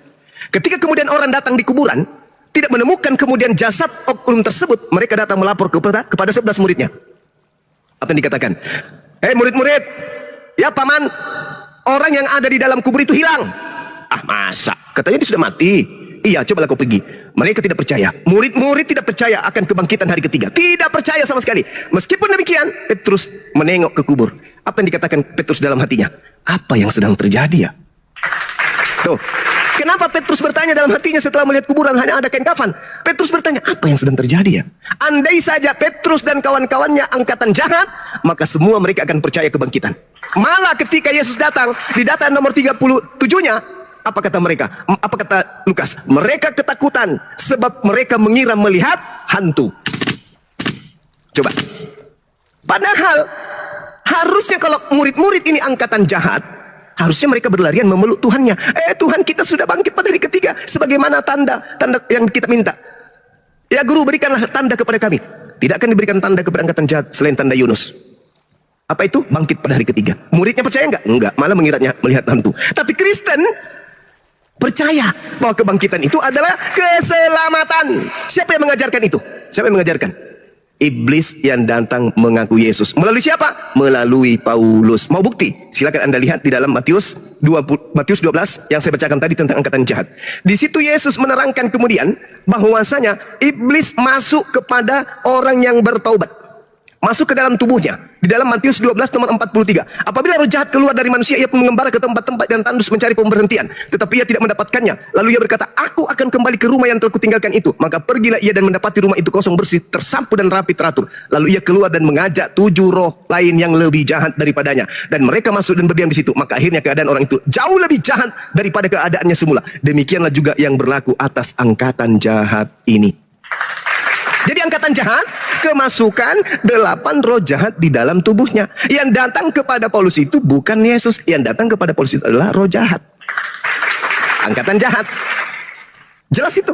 Makanya Kristen sebagai pengikut Yesus ajarannya aneh. Tuhan datang mati dibunuh manusia, menebus dosa manusia. Ajarannya aneh. Itu. Paham ya? Nah, saya kira begitu dari saya. Bahwasanya saya simpulkan yang kalian sembah itu adalah iblis. Mohon maaf nih, kita berdiskusikan, bukan menghujat. Yang kalian sembah itu adalah iblis yang ngaku-ngaku Yesus. Saya kembali sedikit, 1 menit. Habis itu Anda terangkan, tapi kalau bisa kita tiktokkan aja, nggak usah terlalu panjang kayak gini. Karena materi ini sudah dihafal oleh netizen. Ketika Anda membaca Yohanes 5, nomor 28-29, silakan aja Yesus menghakimi seluruh manusia, silakan aja. Tapi apa penghakimannya? Manusia, ya paman, kenapa kau tidak menyembah aku? Menyembah kamu? Ya, Kenapa bisa menyembah kamu? Karena aku mengajarkan sembahlah aku. Di mana Cak Ayu? Di mana?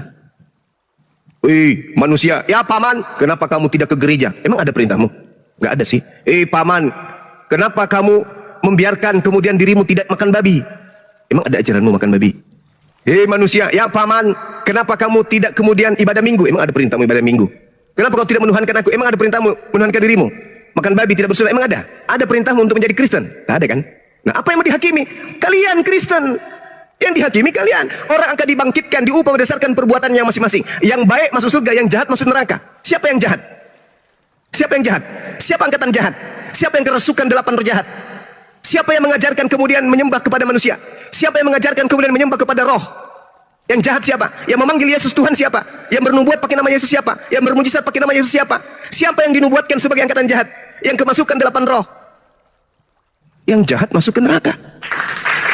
Makanya di dalam Matius 23 nomor 15, celakalah engkau wahai ahli Taurat, Paulus. Celakalah engkau wahai orang Farisi, Paulus. Celakalah engkau wahai orang munafik, Paulus. Engkau menyeberangi lautan, Paulus. Engkau menjelajahi daratan, Paulus. Engkau mentobatkan orang menjadi pengikut agamamu, Paulus. Setelah kau tobatkan, kau jadikan dia menjadi orang neraka, Paulus. Dan 2 kali lebih jahat daripada engkau sendiri, Kristen.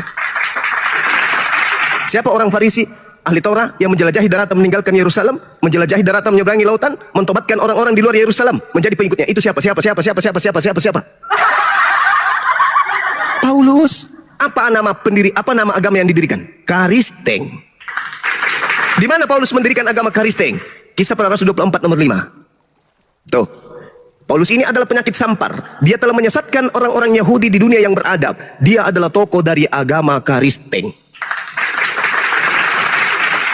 Jadi kita kerucutkan saja, karena itu adalah kesimpulan dari apa yang Anda sampaikan. Saya tidak bisa menanggapi semuanya. Yang pasti Anda, saudara ini hanya menjelaskan doktrin aja. Saya ingin kita diskusi tiktokan. Kita tiktokan supaya bisa memberikan edukasi kepada yang lain.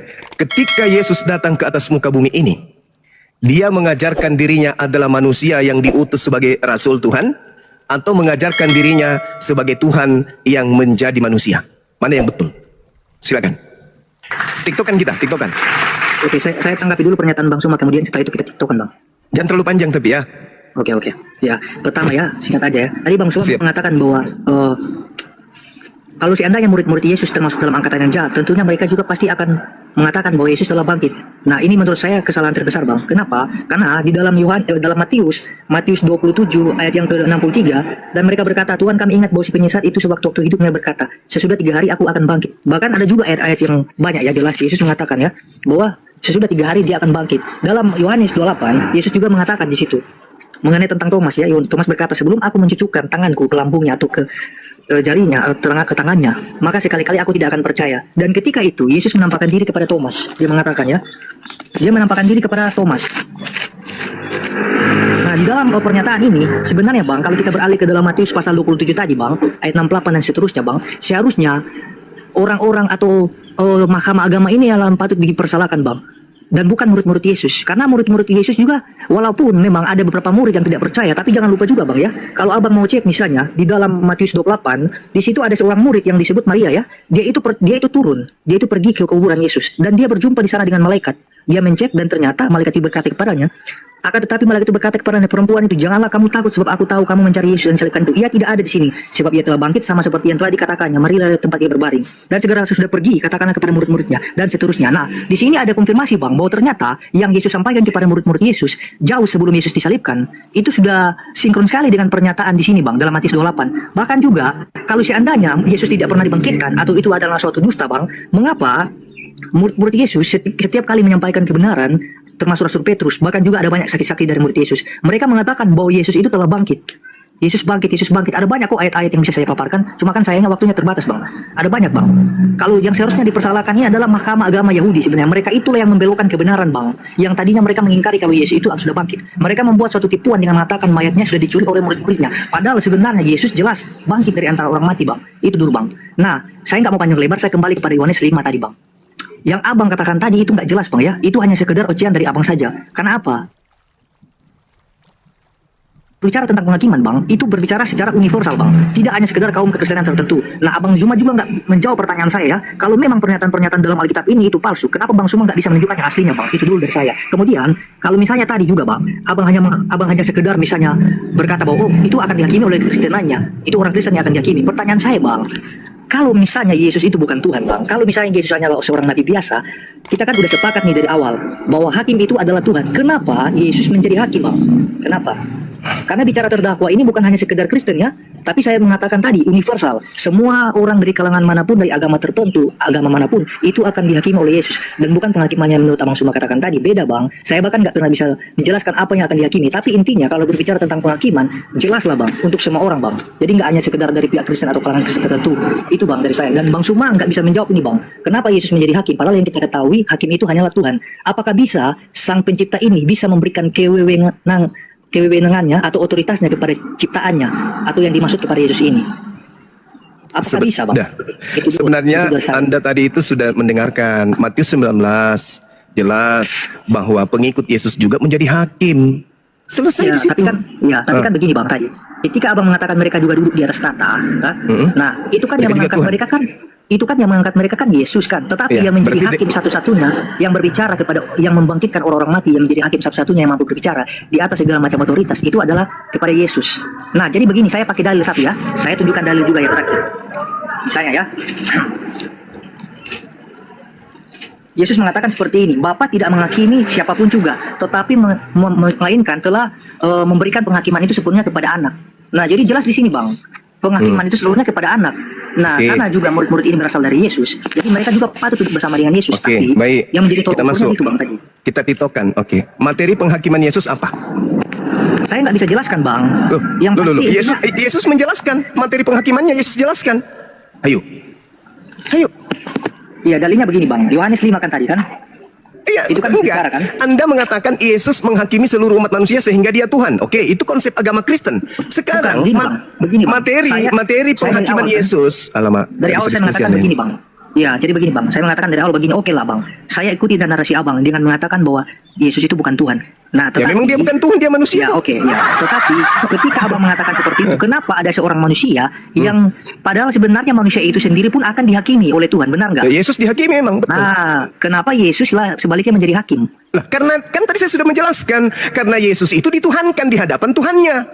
Nggak patut, Bang. Kalau analoginya begini, Bang. Tidak mana ada penjelasan Alkitab bahwa ketika Yesus menjadi hakim oleh karena ada orang-orang yang menganggap dia Tuhan. Nggak ada, Bang.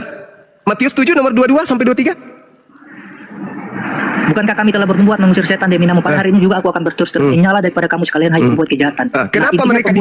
Kenapa mereka dikatakan sebagai pembuat kejahatan? Karena tidak melakukan kehendak Bapa. Berarti yang menjadi hakim di sini sebenarnya siapa? Oke, memang menjadi hakim Yesus. Apa? Tunggu. Yang menjadi hakim di sini sebenarnya siapa? Yesus atau Bapa? Jangan Anda masih muda. Jangan gila di usia muda. Yang menjadi hakim di situ siapa? Bukan atas kehendak siapa? Atas kehendakku atau kehendak Bapa? Iya, memang Yesus mengadakan kehendak Bapa, tetapi kan berarti yang menjadi hakim di sini siapa?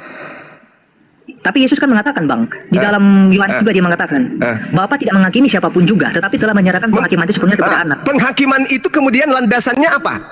Kehendak Yesus atau kehendak Bapa? Ayo. Memang ide itu bukan ide dari Yesus, tetapi kenapa? Iya, tetapi Yesus yang menjadi eksekutor. Ya jelas ya, dong. Makanya Yesus berkata, "Enyahlah daripadaku, kalian semua pembuat kejahatan." Kenapa? Karena aku tidak pernah mengatakan sembahlah aku, tuhankanlah aku, ibadahlah kepadaku. Betul? Oke. Nah, siapa yang menjadi hakim? Tunggu, siapa yang menjadi hakim di situ? Iya, berarti Yesus. Tetapi yang pada awalnya idenya dari saudara masih muda, jangan gila permanen kayak bapak-bapak gereja. Yang menjadi hakim di situ siapa? Sesuai Matius 7 ayat yang keberapa tadi? Ya. Yang menjadi hakim di situ siapa? Yang sesuai konteks Matius 7 tadi. Iya, siapa yang menjadi hakim di situ?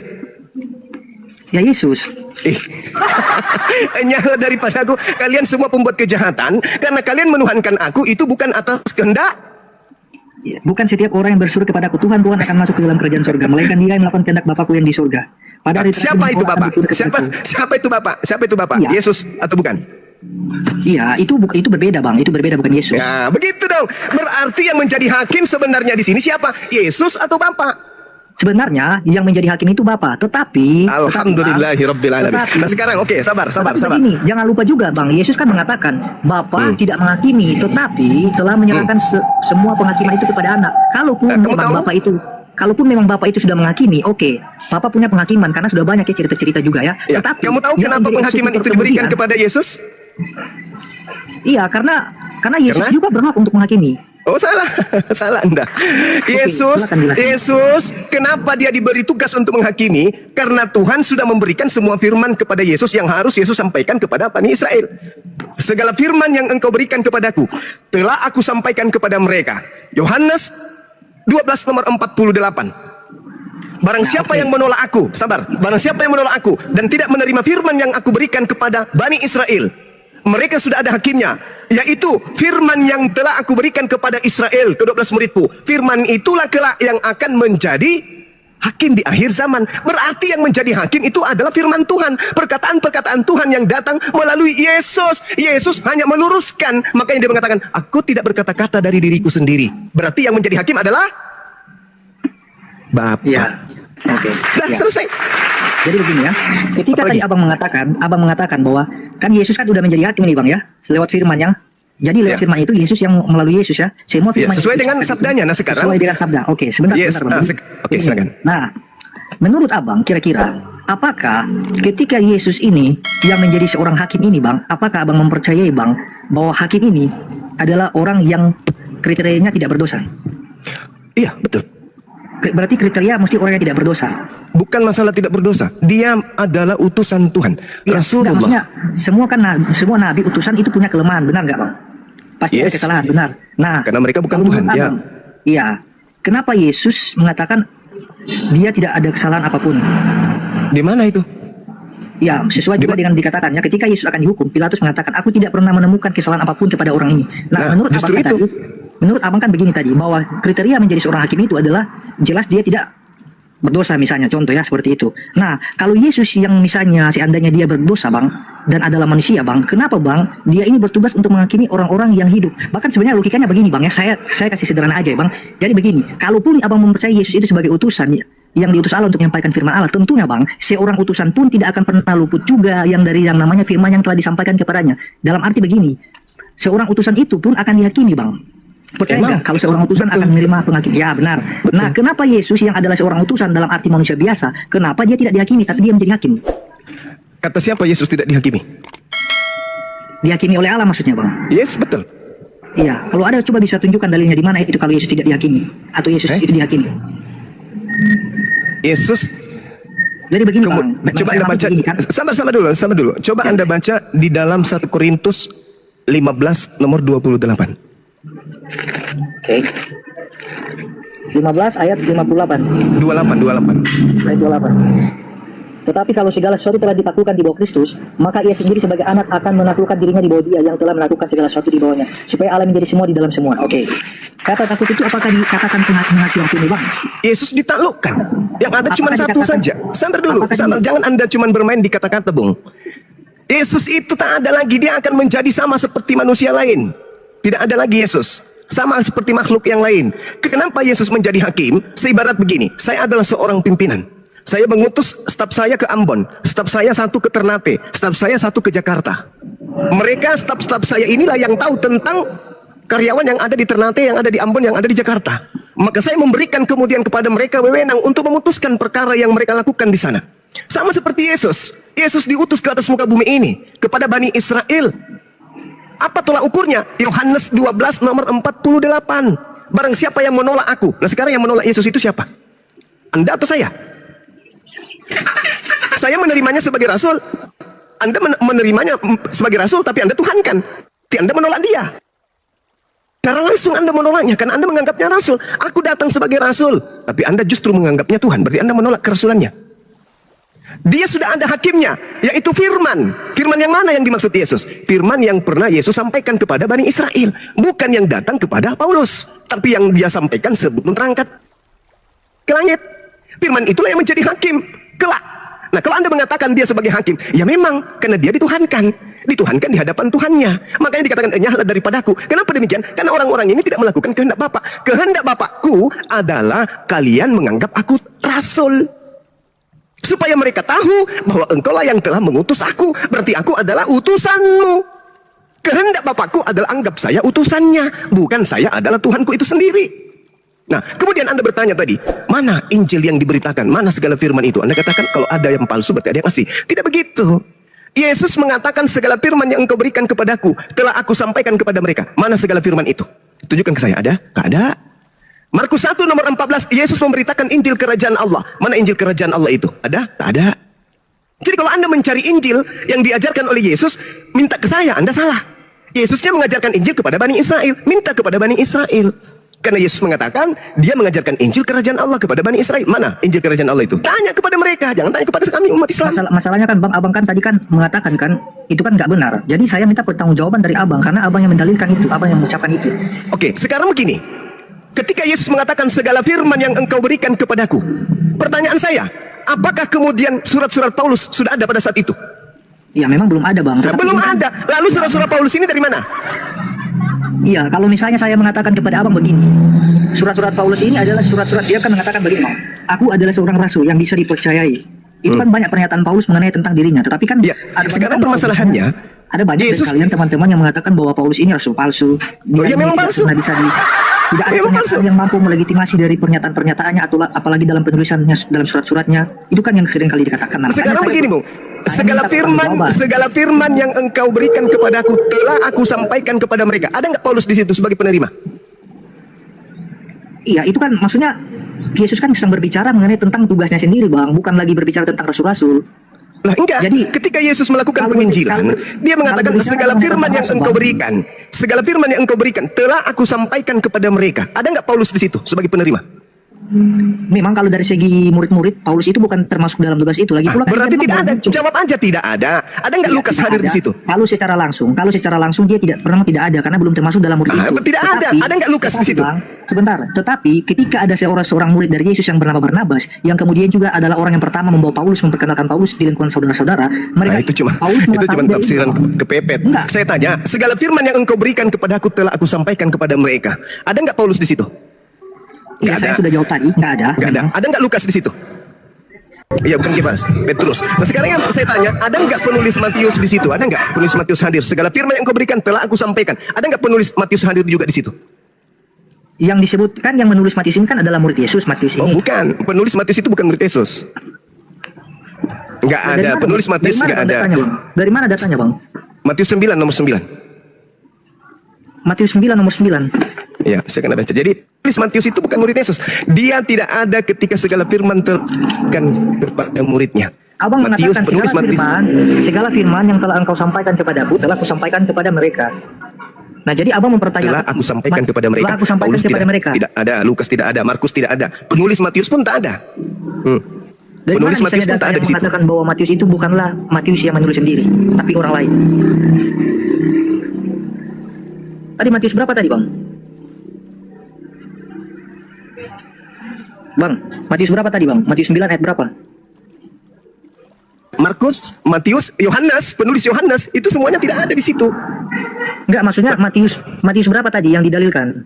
9, nomor 9. Oke, jadi maksudnya Penulis Matius bukan murid Yesus. Dia orang yang tidak dikenali. Terakhir kemudian baru dianggap itu tulisan Matius, bukan. Begitu juga buku Yohanes. Buku Yohanes ini juga bukan murid Yesus yang menulis, tetapi orang lain. Anda boleh baca di dalam Yohanes 21 nomor 24 sampai 25. Bukti bahwa tidak ada penulis Bible itu murid Yesus, tak ada. Jadi segala firman yang Yesus sampaikan kepada muridnya itu tidak dituliskan oleh muridnya. Penulis-penulis Bible ini termasuk Yohanes adalah menerima kesaksian-kesaksian dari orang-orang. Paham di situ? Jadi kalau Anda mencari Injil kerajaan Allah yang Yesus ajarkan, ya tidak ada lagi. Kenapa? Karena orang Yahudi pun kehilangan, apalagi Kristen, apalagi Islam. Ya begini aja, Bang. Yang saya maksudkan tadi adalah mohon tunjukkan, Bang, data-data yang sudah tidak valid itu, Bang, yang Abang maksudkan. Semua yang tertulis di dalam Bible itu tidak valid. Semuanya. Iya, makanya tunjukkan dulu saya. Semuanya. Dari kitab Kejadian sampai Wahyu, semuanya Iya. tidak valid. Saya minta pertanggungjawabkannya, Bang. Tunjukkan data yang misalnya di mana data berarti yang aslinya, yang validnya itu di mana? Loh, kok jadi tanya saya yang aslinya? Kan Abang mengatakan bahwa tidak valid misalnya. Ya, sekarang begini, Bung. Kalau Anda disuguhkan uang palsu tanpa uang asli, bisa nggak Anda mengatakan bahwa uang ini palsu? Bisa kan? Tanpa menunjukkan yang asli? Bisa dong. Begitulah ketika Bible Iya, diajarkan, disampaikan ke... Permasalahannya begini, Bang. Permasalahannya kalau misalnya Iya. analoginya hanya sekedar dari uang saja, saya memang nggak perlu memang, karena memang jelas banyak bisa dengan mudah saya temukan. Tetapi apabila hal itu tidaklah saya temukan, berarti kan ini saya minta. Oh, berarti kalau begitu mana dong yang aslinya? Karena saya memang jujur nggak bisa temukan. Nah, makanya Sekarang saya ada bertanya nggak- sama Bang Suma. ada tidak Kalau Bang murid Suma Yesus? mengatakan, gini, Bang, Ada kalau nggak Bang Suma murid Yesus? mengatakan, Ada nggak kalau murid Bang Yesus? Suma berani mengatakan bahwa ternyata Alkitab itu dari Kejadian sampai Wahyu tidak valid, itu tidak asli, ya saya minta Bang tunjukkan, Bang. Karena kalau Bang Suma berbicara tentang ini, otomatis Bang Suma juga tahu dong aslinya di mana. Oh, bukan Bentuknya seperti begitu, apa. Bung. Orang berakal itu tidak begitu cara kerja otaknya. Sekarang begini, sekarang begini. Musa menerima Taurat itu dalam bahasa apa? Dan tahun berapa? Lah, Bisa maksudnya jawab? masa Abang balik bertanya sama saya? Ini kan Supaya saya gini, jelaskan. Musa menerima Taurat dalam bahasa Ibrani di tahun 1400 sebelum Masehi. Tahun 3 sebelum Masehi, Kaisar Ya, maksudnya Ptolemy gini, II Kejadian- memerintahkan rabi-rabi menerjemahkan kitab Tanakh ke dalam bahasa Septuaginta. Oh, Kejadian sampai Wahyu itu intinya begini. Di mana misalnya kitab-kitab itu bisa didapatkan? Di mana itu, Bang? Saya kira Anda ini cerdas, rupanya error Bukan, juga rupanya, maksudnya sama seperti Pak Bom rupanya. Abang kan tadi kan mengatakan Kejadian sampai Wahyu itu tidak valid, ya kan? Ya memang nggak valid. Nah, tidak valid berarti maksudnya gitu. Keasliannya itu di mana? Yang asli. Kitabnya Nabi Musa itu berbahasa Indonesia atau bahasa Ibrani? Iya, memang kalau dari terjemahan jelaslah bukan bahasa Indonesia. Ya, jelas, sudah nggak Kan valid. namanya Berarti, terjemahan. Namanya kalau terjemahan berarti tidak asli. Nah, saya tanya berarti gini. Ya, kalau ada memang kitab yang mendekati original teksnya, Bang. Yang aslinya misalnya. Nah, itu di mana? Itu di mana? Kalau Abang itu mengatakan bukan Bible- tugas saya Abang- menunjukkan itu Abang kan bukan maksudnya tugas saya. mendalilkan, Bang. Abang kan mendalilkan. Abang kan mengatakan Bahlul ini kan- juga lama-lama ini anak. Enggak, maksudnya Sekarang Abang saya kan tanya, mendalilkan. sekarang saya tanya sama saudara, kitab yang dibawa oleh Belanda masuk ke Nusantara ini itu milik Nabi Musa. Itu semuanya kitab terjemahan. Nah, kalau valid apabila nggak itu? terjemahan- Valid nggak itu? Valid Ya, nggak itu kalau sebagai memang- kitabnya kalau Nabi Musa? dalam terjemahan, Ku kalau tanya dalam- dulu saudara, dalam valid terjemahan. tidak itu? Valid dalam- tidak itu? Iya, gini, Valid dalam tidak itu terjemahan. sebagai kitabnya Nabi Musa? Dalam Valid terjemahan itu ada banyak Saya kesalahan. tanya, valid Ada tidak banyak itu sebagai kesalahan. kitabnya Nabi Musa? Valid Karena tidak ada itu banyak sebagai kesalahan makanya tidak valid. Karena ada tidak banyak kesalahan. valid. Anda makanya sendiri saya minta- mengatakan tidak valid, Bu. Makanya saya minta gini, kan tadi Kenapa Abang minta kan ke saya? mengatakan kan, Itu bukan kitab saya, minta. itu kitabnya Nabi Musa. Kenapa minta ke saya? Yang ada sekarang ini adalah kitab yang tidak valid. Selesai. Maksudnya Abang kan tadi menuduhkan. Kemudian saya minta, di mana dalilnya? Atau bukan dalil, tapi di mana kitab yang asli itu, Bang? Otomatis sakit ketika Anda. ada orang yang mengucapkan itu tidak valid, berarti Oh, jadi ada kemungkinan dia jadi tahu menurut juga saudara, aslinya di mana. jadi menurut saudara tetap aja valid terjemahan ini sebagai kitabnya Nabi Musa karena tidak bisa kita tunjukkan kitabnya Nabi Musa lagi gitu. Bukan, oke lah, bukan begitu. Tapi begitu Sakit saya otak mendengar Anda ini. pernyataan, saya mengejar Itu- pernyataan Abang Suma kan. Ya, itu aja Bang, saya mengejar pernyataan Abang Suma aja. Katakan itu tidak valid sebagai kitabnya Nabi Musa karena memang bukan kitabnya Nabi Musa. Terus Anda mencari-cari alasan. Kalau begitu tunjukkan apa tanggung jawab saya untuk menjelaskan itu. Itu bukan kitab saya, itu kitabnya Bani Israel. Begitu juga ajaran Yesus. Yesus mengajarkan kepada murid-muridnya, bukan kepada Kristen, bukan kepada Lukas, bukan kepada Paulus, bukan kepada Markus, bukan kepada penulis Matius, bukan kepada penulis Yohanes, kepada muridnya. Kenapa? Karena menurut penyelidikan yang dilakukan penulis Yohanes, segala muridnya, semua muridnya tahu dengan benar dan percaya bahwa Yesus adalah utusan. Jadi kalau ada kemudian penulis-penulis, wartawan yang datang setelahnya mengatakan Yesus adalah Tuhan itu sendiri, itu wartawan Oke. tidak terdaftar. Oke. Bukan Oke, murid baik. Yesus itu. Baik, saya tidak akan pernah mempertanyakan lagi ke Bang Suma kalau di mana letak keaslian kitab itu atau disimpan di mana. Oke, saya nggak tanya itu ya. Sekarang saya perubah pertanyaan saya. Oke Bang, sekarang saya tanya Silakan. lagi. Kalau memang yang digunakan ini tidaklah valid, mengapa Abang Suma kebanyakan memakai argumentasi yang berasal dari Alkitab? Ayat-ayat Oke. yang Abang Suma pakai. Kenapa? Oke, baik.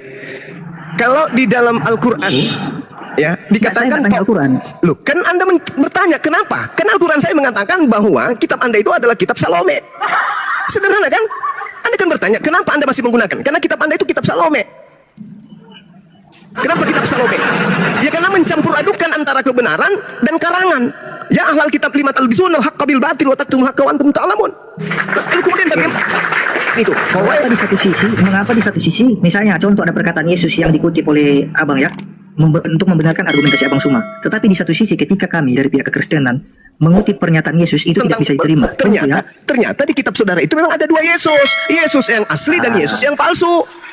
Dari mana? Makanya ini kebanyakan yang saya minta dari tadi saya kejar. Kalau dikatakan seperti Silakan ini, kejar saya. Kamu akan kutangkap. Yesus di dalam kitab saudara itu ada yang asli, ada Yesus palsu. Nah. Di dalam kitab saudara loh. Mau saya kasih data? silakan. Tetapi begini Oke. Bang, perlu diingat Bang. Saya minta Bang ya. Gimana Bang data yang mengatakan ya ini kebanyakan ya. Misalnya ada dikatakan kami mengambil data ya dari perkataan Yesus. Contoh misalnya Matius pasal 28. Kadangkala itu dikatakan bahwa kitab yang tidak valid atau hanya sekedar tambahan. Ya, betul itu. Betul, itu tambahan kan yang kalian katakan. Yes, Nah, betul. sekarang saya tanya balik Bang. Kalau itu Ya, tambahan berarti di mana misalnya ada pernyataan bahwa itu tambahan? Di mana ada kesaksian-kesaksian bahkan data-data yang mampu mendukung argumentasi dari Bang Suma? Manuskrip, untuk mengatakan- kodeks Ya, mana Sinaiticus, kodeks Vatikanusnya? Saya minta kodeks Vatikanusnya dan kodeks yang lainnya mana? Kok saya lagi yang punya tugas itu? Kalian lah Iya, yang kan? punya tugas. Di dalam Sinaiticus, Vatikanus itu Kami tidak ada mempercayai, kemudian Bang. data 16, 17, 18, 19, 20 di dalam Kami Matius 28 itu. mempercayai, oke bisa tolong ditampilkan. Kami mempercayai bahwa Matius 28 itu bukan kitab tambahan. Nah, karena kami mempercayai itu bukan kitab tambahan dan Bang Suma mengatakan oh enggak itu kitab tambahan. Nah, tolong tunjukkan data untuk mendukung argumentasi dari Bang Suma. Oke, sekarang baca nomor 15-nya dari 28. Oke, logika aja. Silakan. Baca. Bukan isi itu. Itu kan akan keluar dari ayat, itu akan keluar dari Alkitab, Bang. Kan begini, kita kalau berbicara manuskrip, Bang, itu akan keluar dari Alkitab yang ada sekarang ini, Bang, dari Matius 28 itu. Jadi mohon tunjukkan dari manuskrip yang mana, misalnya dari Kodeks Vatikanus atau kodeks apalah. Yang berapa macam kodeks itu tunjukkan, Bang. Sekarang begini, saudara. Saya Enggak, tanya kan dulu. Abang mengatakan, Saya tanya dulu saya akarnya cuma dulu saya minta- tanya. Saya tanya dulu akarnya. Matius itu ditulis tahun berapa? Ini dulu, akarnya dulu Waduh, tanya. bukan. Aduh. Ya, jadi begini, kalau misalnya saya mengakui Aduh. misalnya contoh ya, saya mengakui Bagaimana ini? kalau saya mengakui kalau tidak semua isi Alkitab atau tidak semua catatan-catatan tentang Matius itu saya hafal, saya udah jujur nih. Nah, misalnya tentang wawasan saya. Sekarang saya tanya belum dulu sampai. sama Anda, Tetapi Matius ketika itu Abang ditulis mengatakan- tahun berapa? Itu dulu. Iya, saya belum bisa memberikan Ya misalnya sudah, jawaban, lalu untuk Bang. apa saya tunjukkan manuskrip? Kalau tahunnya itu saja Anda sebagai nggak tahu. bukti, itu sebagai bukti. Nggak begini kan, ketika saya mengetahui, otomatis kan dari belajar dulu Bang, benar nggak? Nah, Ya, saya terus kenapa Anda mengimani kalau tanpa Anda pelajari? Kan lucu. Nah, Berarti Anda apabila beriman misalnya- dulu tanpa Oke. pelajari lebih dulu. Oke. Iya, Harusnya siap, Anda oke. pelajari dulu baru imani.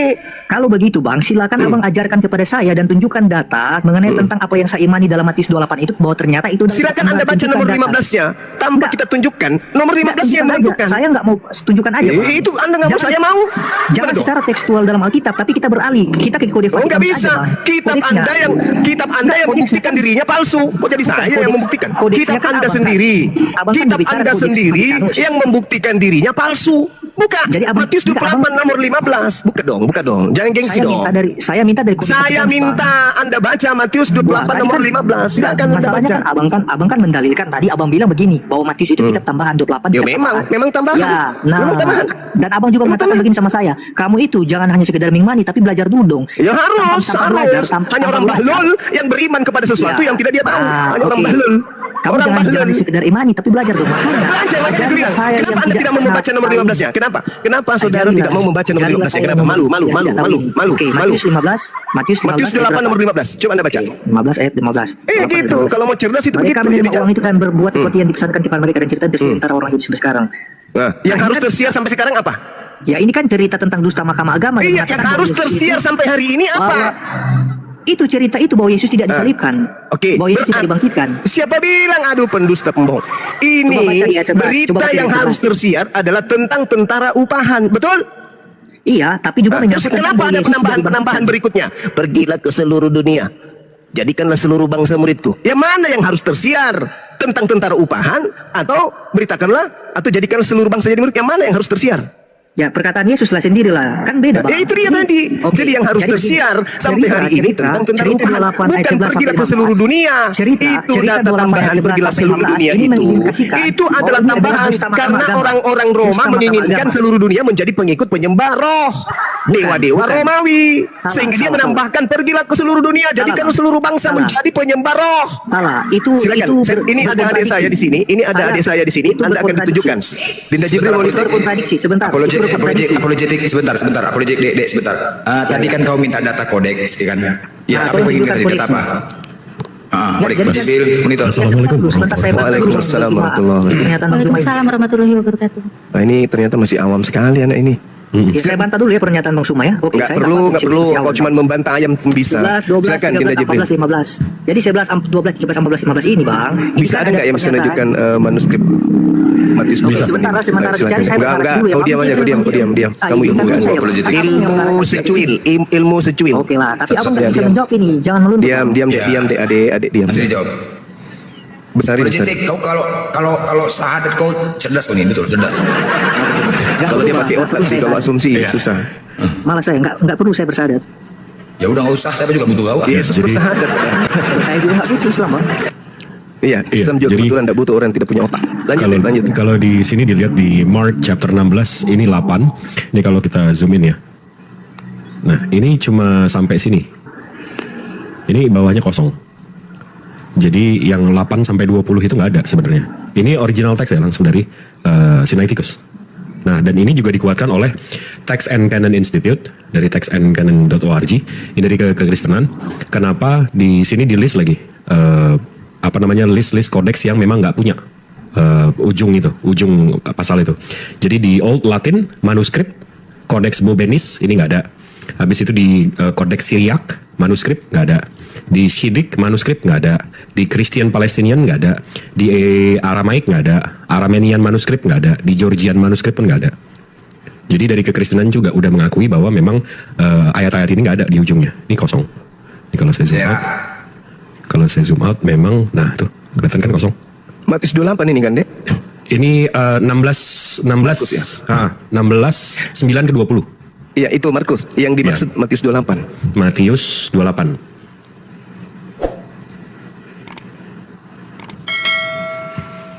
Matius 28 Sinai ya. Iya. Vatikanus ada nggak dengan Sinai? Sinai sampai 20 ayatnya. Kalau Vatikanus, Vatikanus saya belum cek. Mestinya sih nggak ada juga ya. Karena dia Sinaiticus sama Vatikanus ini bertabrakan terus meskipun di abad yang sama. Matthew. Bentar ya. Matthew. Keringat dingin kok, jangan keringat dingin ya. Ambil tisu, Apologetic, ambil tisu. Apologetic, ambil tisu, keringat dingin, gue bilang. Oke, sudah selesai Bang. Enggak, kenapa dengan ini kenapa bang? Ya oke, udah selesai ya. Enggak, karena ini pun kalaupun ada di sini, ini abad 4 bang, 400 tahun setelah keempat. kejadian. nah, sedangkan Matius itu dituliskan tahun 60-an, 62. Oke. Klaimnya, betul. Ya. Oke, Klaimnya jadi begitu. intinya begini. Karena tidak ada kode satupun yang menunjukkan bahwa ada berisi ayat dalam Matius 28 itu, berarti intinya itu tidak valid ya. Oke. Tetapi begini Bang, yang misalnya yang dikatakan dalam Matius 28 tadi itu, bahwa itu adalah ayat yang tidak valid. Pertanyaan saya Bang, kenapa di dalam Kisah Para Rasul Bang, ini jelas-jelas ya Bang, misalnya ada dari peristiwa Pentakosta ini ada orang-orang yang mendengar atau menyaksikan peristiwa Pentakosta ini, bukan orang-orang Yahudi saja. Oke. Biar sama saya aja bang, coba bentar. Dia elang penduduk Mesopotamia dan lain Iya, sebagainya. boleh. Bang. Silakan, Dek. Kemudian disampaikan juga, dilanjutkan juga tentang khotbah Petrus di sini ya. Maka Petrus mulai berkhotbah kepada orang-orang ini Bang.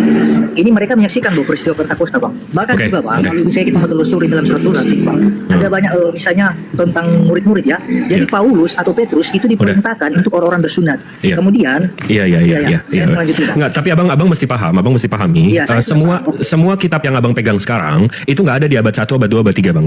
Nggak ada manuskrip atau tulisan langsung. Jadi kalau abang bilang, oh ada saksinya, mau di abad 1 mau 2 juta orang pun yang ngelihat. Tapi kalau dari 2 juta itu nggak ada yang nulis, itu berarti nggak ada buktinya bang. Karena di Bible abad 1, abad 2, abad 3 itu nggak ada bang.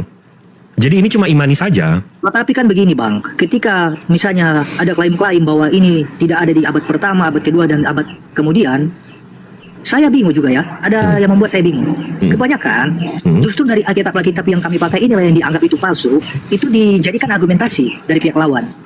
Ya Nah, terus ini yang kalau membuat kalau kami- kita pakai oke, menurut abang kita kalau mau mematahkan pola pikir abang yang salah kaprah yang menuhankan dewa-dewa ini, kita mesti maksudnya begini. tunjukin apa Al-Quran. Abang nggak akan mengimani Al-Quran, abang nggak akan mengimani kitab yang dari abad 4 ini kan? Bukan persoalan apakah saya mengimani, bukan. Jadi begini, ketika disampaikan argumentasinya dan itu bersumber dari Al-Quran, Ya itu karena kepercayaan kalian, kitab suci kalian itu valid menurut kalian, dan saya hanya sekedar batas mendengarkan. Tetapi apabila Bukan, tapi Al-Quran saya bisa buktikan, saya bisa tunjukkan abang sekarang Al-Quran yang abad 7 yang satu abad dengan Rasulnya, dengan penerima wahyunya, saya bisa cocokkan dengan Al-Quran yang 14 abad setelahnya, yaitu sekarang. Bukan. Itu nggak ada perubahan. Sementara abang nggak bisa melakukan itu. Biblos abang abad 1 nggak ada, abad 2 nggak ada, abad 3 nggak ada. Saya tidak pernah mengatakan bahwa Al-Quran itu kitab yang tidak valid atau yang tidak asli. Enggak, saya nggak sampai di situ pemikiran saya. Tetapi yang saya heran adalah ketika dikatakan bahwa Alkitab ini adalah kitab yang tidak valid, Bang. Tidak ada di abad pertama dan abad kedua dan abad yang kemudian daripada itu. Nah, kenapa kebanyakan Alkitab yang kami pakai ini, Bang, kebanyakan dijadikan argumentasi untuk membenarkan.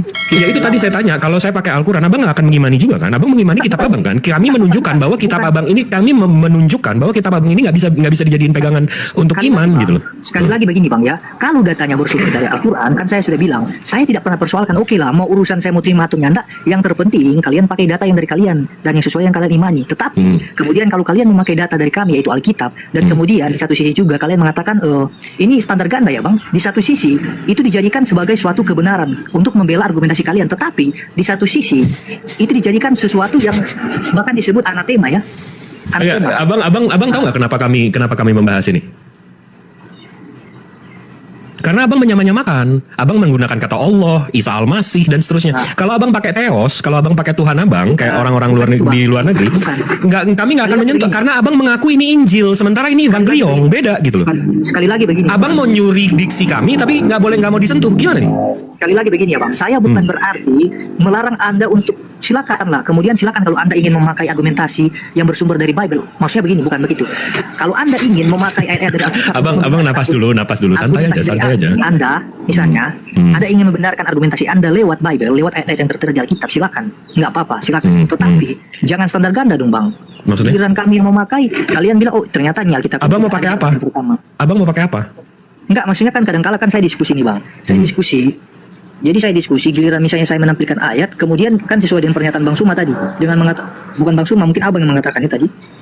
Di abad pertama itu tidak ada, abad kedua juga tidak ada, abad ketiga tidak ada. Nah, jadi bagaimana nih, Bang? Yang kalau dikatakan abad pertama, kedua, dan ketiga dan seterusnya nggak ada, lalu misalnya tadi abang mengutip argumentasi dari Alkitab, berarti itu nggak bisa dijadikan pedoman dong dalam. Untuk abang nggak bisa, karena kan iman saya kan nggak di situ, iman abang di situ. Dan batallah juga lah misalnya otoritas ayat itu untuk mendukung argumentasi Anda. Karena kan dibilang kan itu nggak. Iya, itu kan dasar iman abang, bukan dasar iman saya. Abang paham nggak sih? Begini, oke, berarti iya saya paham. Berarti tidak baik dari argumentasi saya maupun Anda tidak akan pernah bisa valid kedua-duanya. Mengapa? Karena baik dari Anda maupun saya memakai argumentasi atau ayat-ayat pendukung untuk argumentasi kita. Bukan, kalau abang kita makanya sebelum dari kitab yang tidak bisa dipercayai.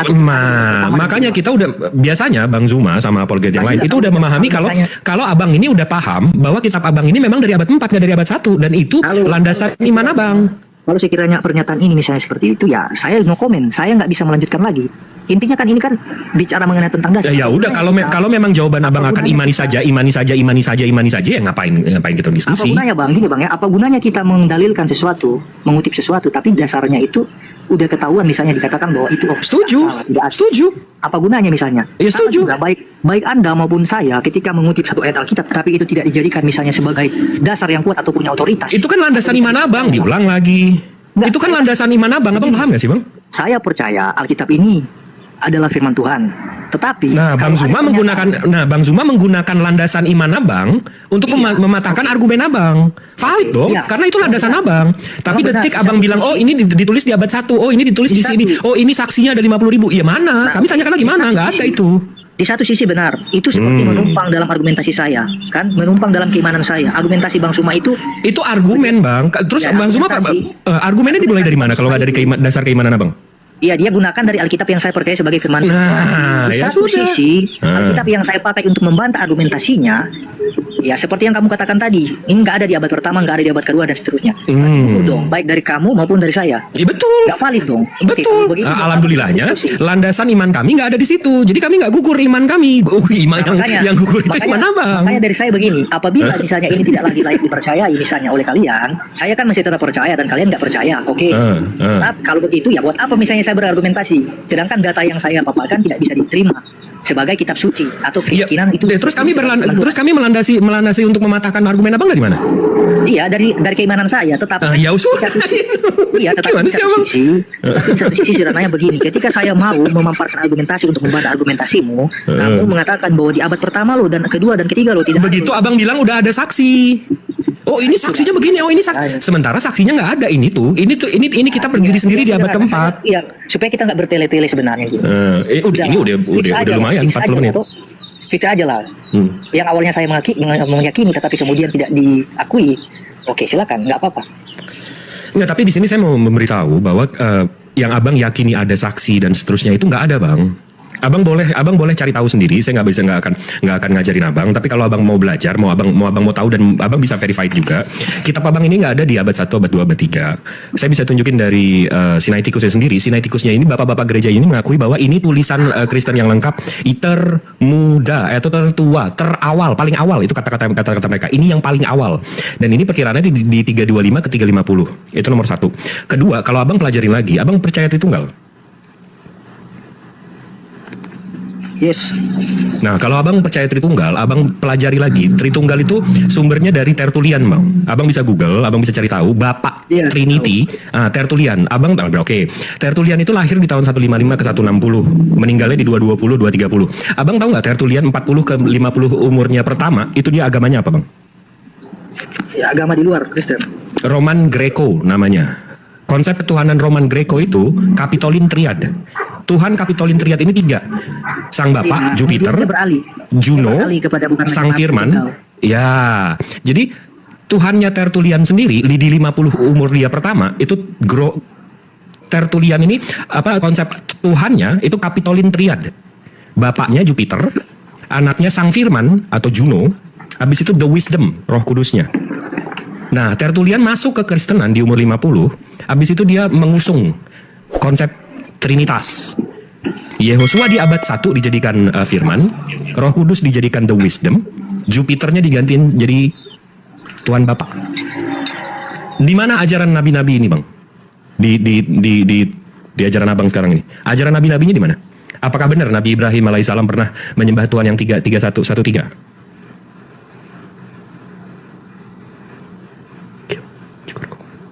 Nah, ini mentok nih kayaknya. Bang Zuma kalau udah Zuhur, silakan. Ya, oke. Ya, jawaban saya sih simpel sih sebenarnya.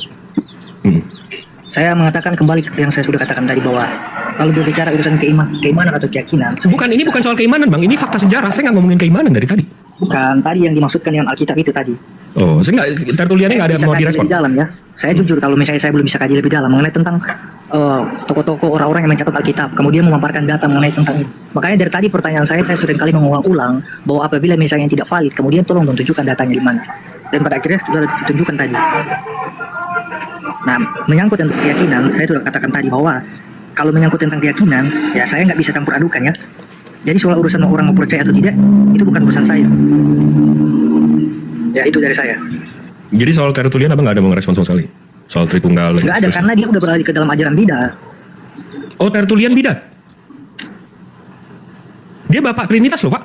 Bang? Bang? Tertullian ini bapak gereja nomor 1 di abad 2 loh. Sahabat Jalan yang Lurus, kita bersama-sama telah menyaksikan diskusi atau debat antara para apologet Kristen dan juga Ustadz Zuma. Dan bahkan kita bisa melihat bagaimana para apologet Kristen mereka dengan sangat baik bisa mempertanggungjawabkan setiap data-data yang mereka bawakan. Dan bahkan mereka bisa menjawab setiap pertanyaan-pertanyaan yang dilontarkan oleh Ustadz Zuma.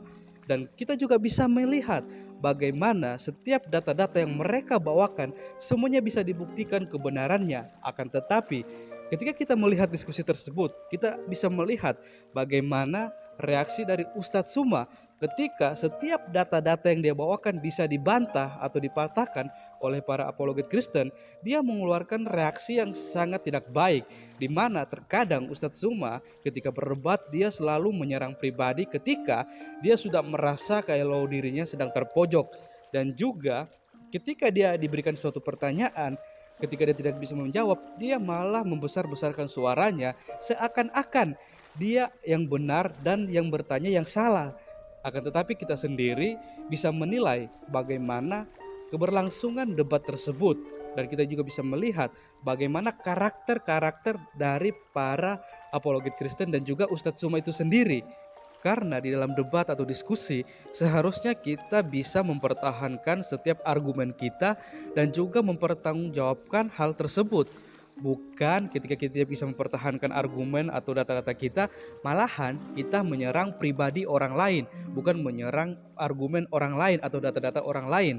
Dan inilah juga yang harusnya menjadi pembelajaran untuk kita semua, terlebih lagi untuk kita yang percaya kepada Yesus Kristus. Seharusnya kita bisa lebih lagi belajar, bahkan memahami akan iman kita kepada Yesus Kristus, sehingga ketika ada orang di luar sana yang mempertanyakan tentang iman kita, kita dapat mempertanggungjawabkan hal itu. Dan kiranya video ini bisa menjadi pembelajaran untuk kita semua, membuat kita semakin hari semakin lebih cerdas untuk bagaimana kita bisa berdiskusi dengan baik, berdebat dengan baik tanpa menyerang pribadi orang lain. Sekian video dari saya di hari ini, sampai berjumpa di video saya yang selanjutnya. Tuhan Yesus memberkati kita semua.